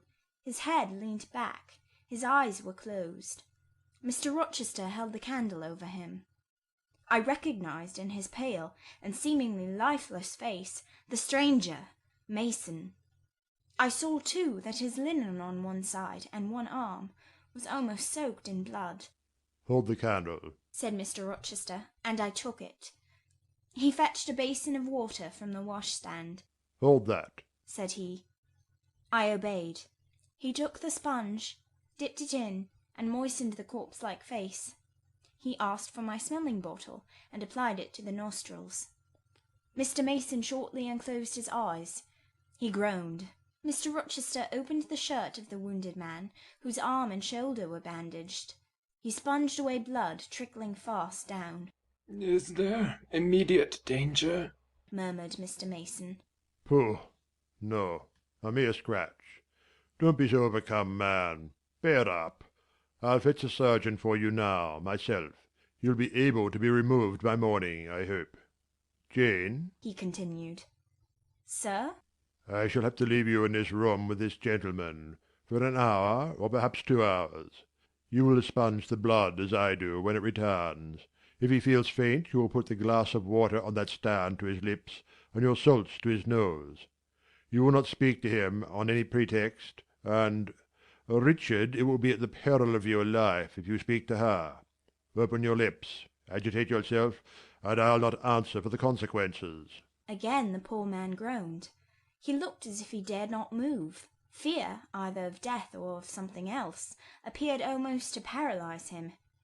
Mr. Rochester put the now bloody sponge into my hand, and I proceeded to use it as he had done. He watched me a second, then saying, Remember, no conversation. He left the room. I experienced a strange feeling as the key grated in the lock, and the sound of his retreating step ceased to be heard. Here, then, I was in the 3rd story, fastened into one of its mystic cells. Night around me, a pale and bloody spectacle under my eyes and hands. A murderess hardly separated from me by a single door.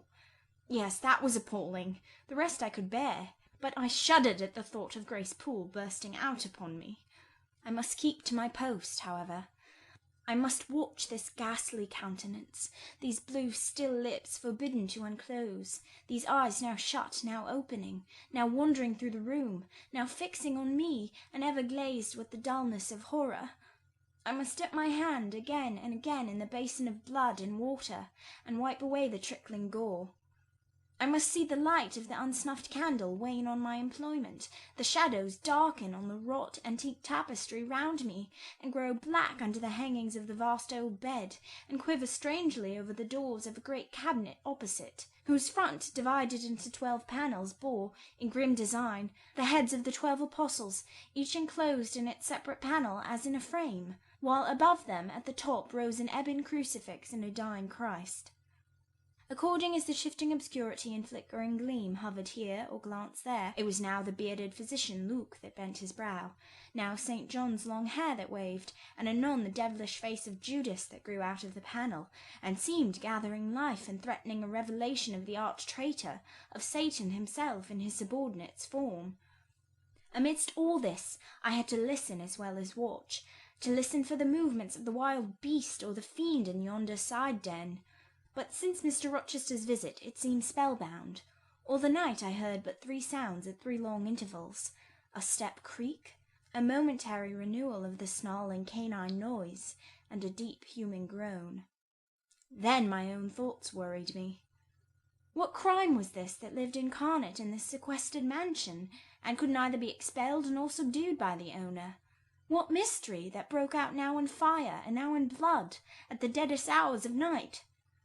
What creature was it that, masked in an ordinary woman's face and shape, uttered the voice now of a mocking demon, and anon of a carrion-seeking bird of prey? And this man I bent over, this commonplace, quiet stranger, how had he become involved in the web of horror? And why had the fury flown at him? What made him seek this quarter of the house at an untimely season, when he should have been asleep in bed? I had heard Mr. Rochester assign him an apartment below.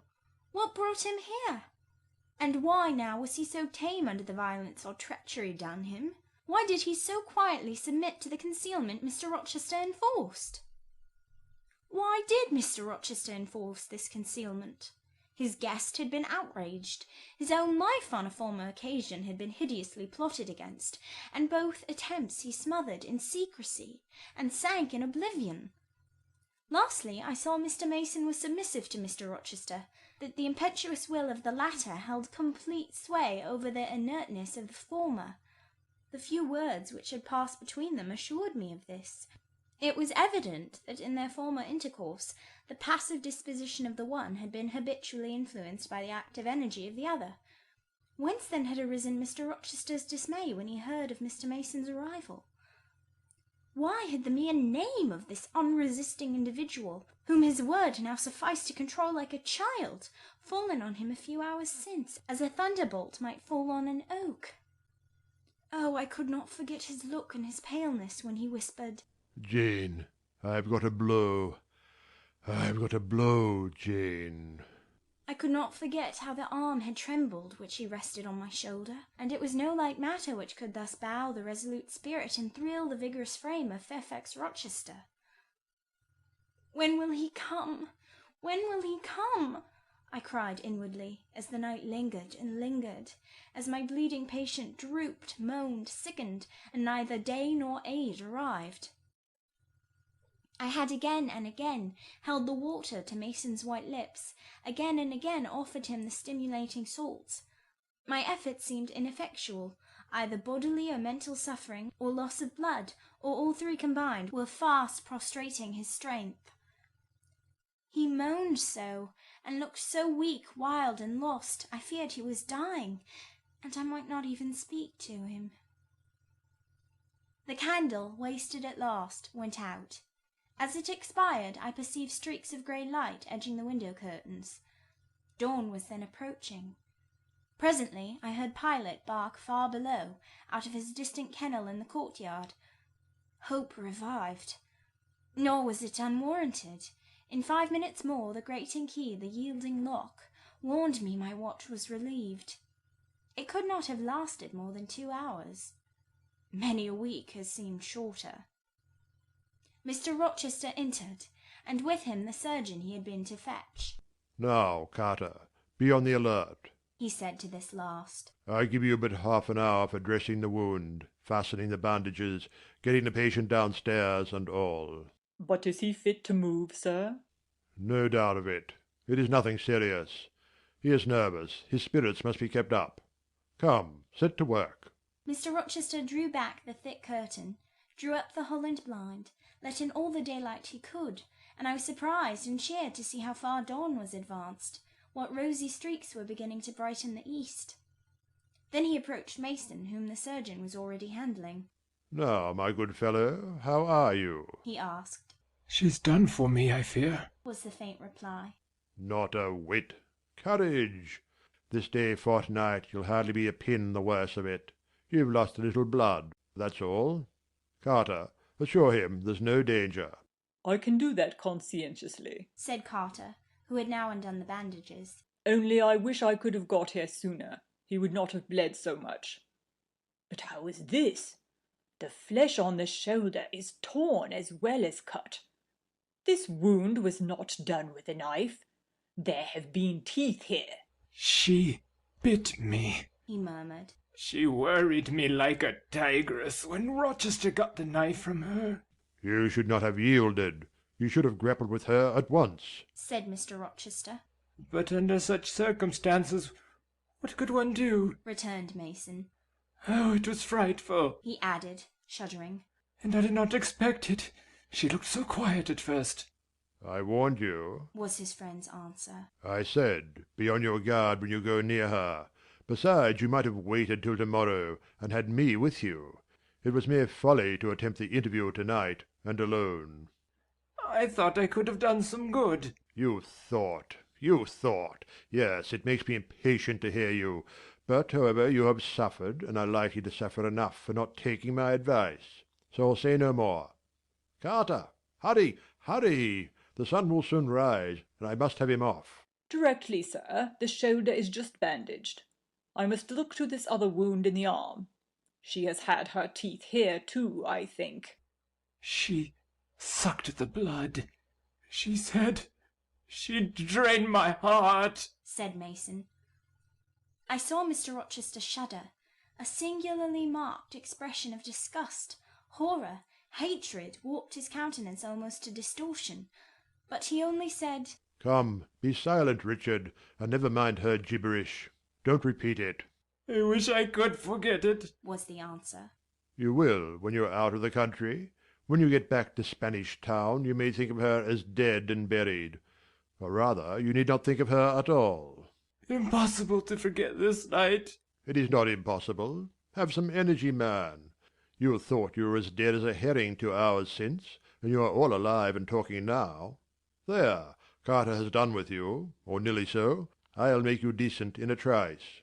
Jane. He turned to me for the first time since his re-entrance. Take this key. Go down into my bedroom and walk straight forward into my dressing-room. Open the top drawer of the wardrobe, and take out a clean shirt and neck handkerchief. Bring them here. And be nimble. I went, sought the repository he had mentioned, found the articles named, and returned with them. Now, said he, go to the other side of the bed while I order his toilet. But don't leave the room. You may be wanted again. I retired as directed. Was anybody stirring below when you went down, Jane? Inquired Mr. Rochester presently. No, sir, all was very still. We shall get you off cannily, Dick, and it will be better, both for your sake and for that of the poor creature in yonder. I have striven long to avoid exposure, and I should not like it to come at last. Here, Carter, help him on with his waistcoat. Where did you leave your furred cloak? You can't travel a mile without that, I know, in this damned cold climate. In your room? Jane, run down to Mr. Mason's room, the one next mine, and fetch a cloak you will see there. Again I ran, and again returned, bearing an immense mantle lined and edged with fur. Now, I've another errand for you, said my untiring master. You must away to my room again. What a mercy you are shod with velvet, Jane. A clod-hopping messenger would never do at this juncture. You must open the middle drawer of my toilet table and take out a little phial and a little glass you will find there. Quick! I flew thither and back, bringing the desired vessels. That's well. Now, doctor, I shall take the liberty of administering a dose myself on my own responsibility. I got this cordial at Rome of an Italian charlatan, a fellow you would have kicked, Carter. It is not a thing to be used indiscriminately, but it is good upon occasion, as now, for instance. Jane, a little water.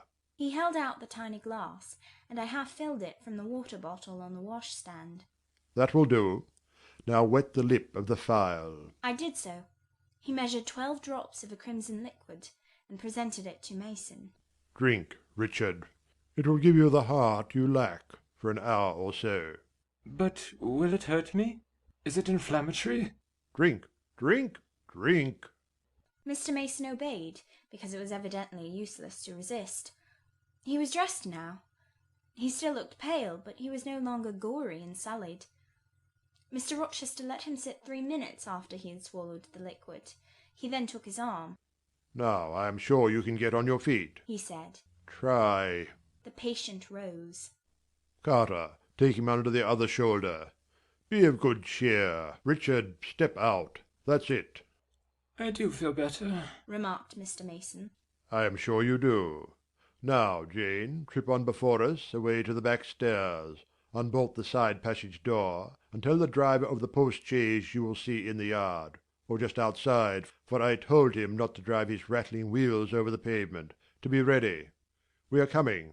And, Jane, if anyone is about, come to the foot of the stairs, and hem. It was by this time 5:30, and the sun was on the point of rising, but I found the kitchen still dark and silent. The side passage door was fastened. I opened it with as little noise as possible.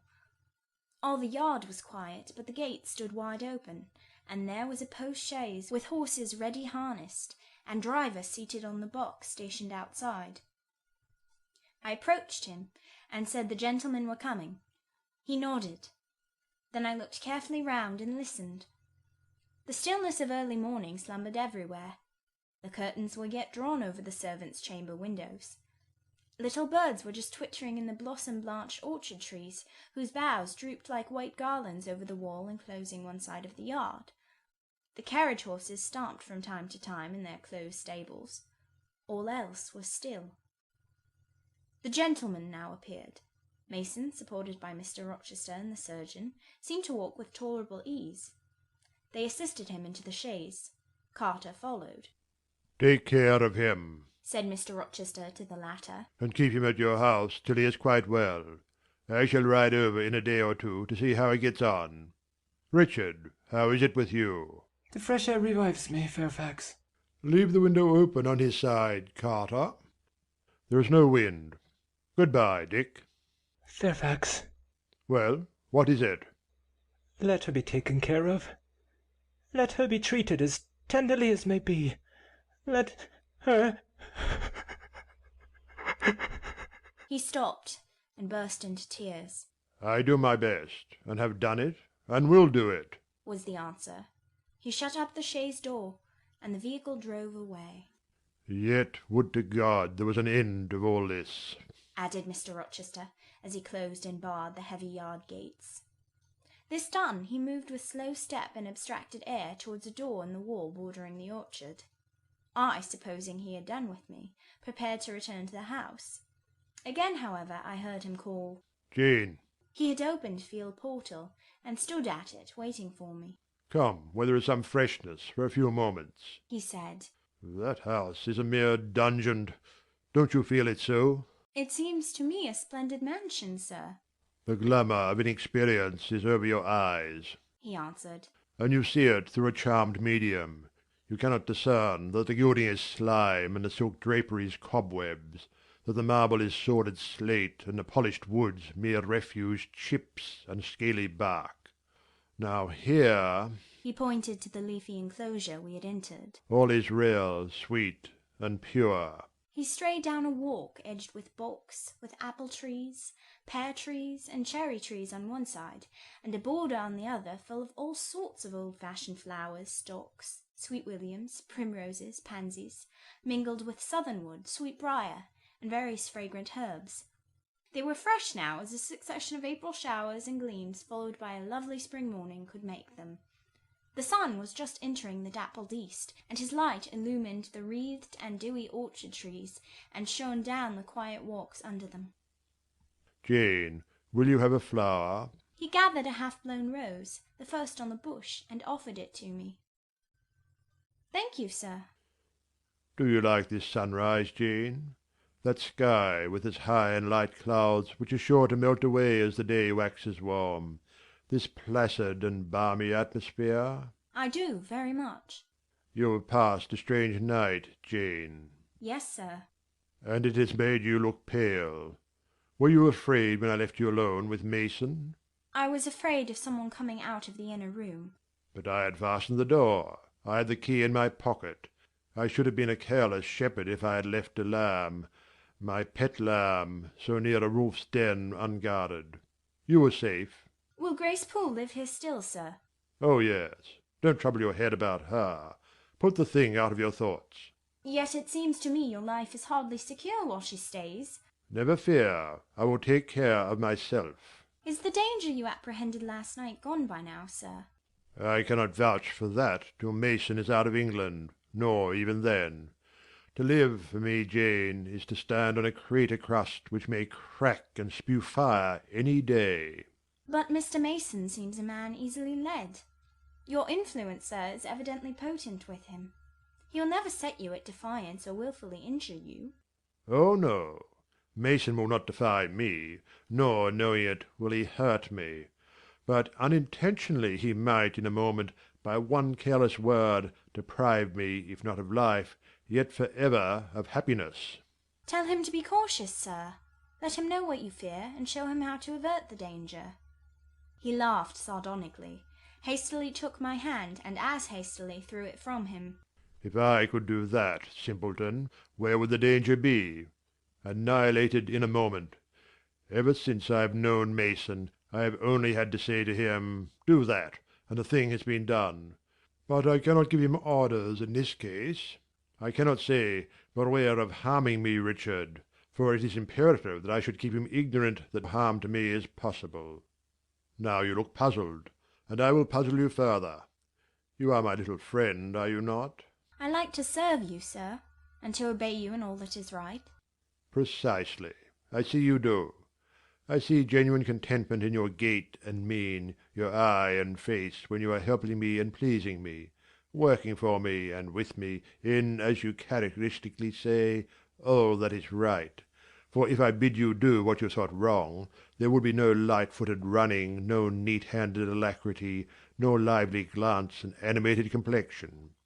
My friend would then turn to me, quiet and pale, and would say, "No, sir, that is impossible. I cannot do it, because it is wrong," and would become immutable as a fixed star. Well, you too have power over me, and may injure me.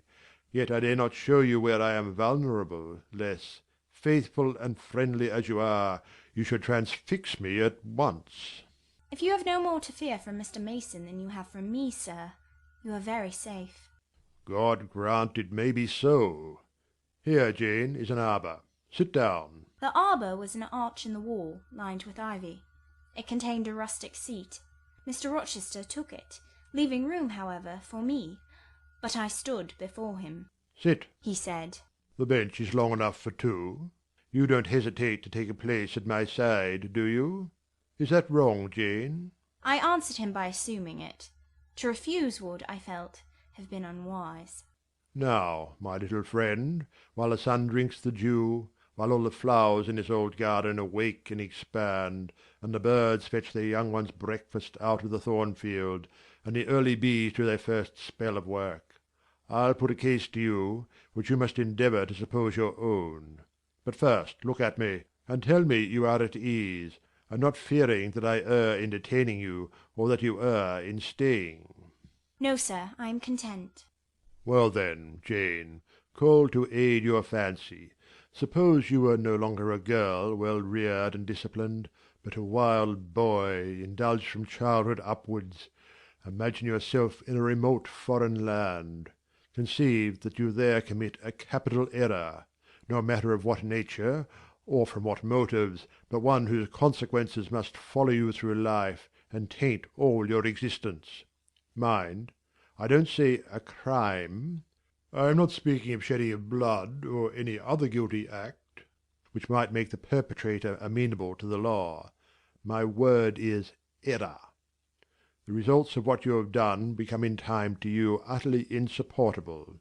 You take measures to obtain relief, unusual measures, but neither unlawful nor culpable. Still you are miserable, for hope has quitted you on the very confines of life. Your sun at noon darkens in an eclipse, which you feel will not leave it till the time of setting. Bitter and base associations have become the sole food of your memory. You wander here and there, seeking rest in exile.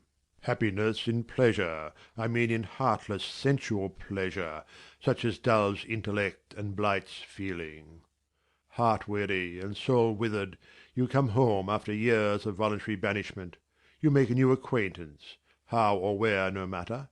You find in this stranger much of the good and bright qualities which you have sought for 20 years, and never before encountered, and they are all fresh, healthy, without soil and without taint. Such society revives, regenerates. You feel better, days come back. Higher wishes, purer feelings. You desire to recommence your life, and to spend what remains to you of days in a way more worthy of an immortal being. To attain this end, are you justified in overleaping an obstacle of custom, a mere conventional impediment which neither your conscience sanctifies nor your judgment approves? He paused for an answer, and what was I to say?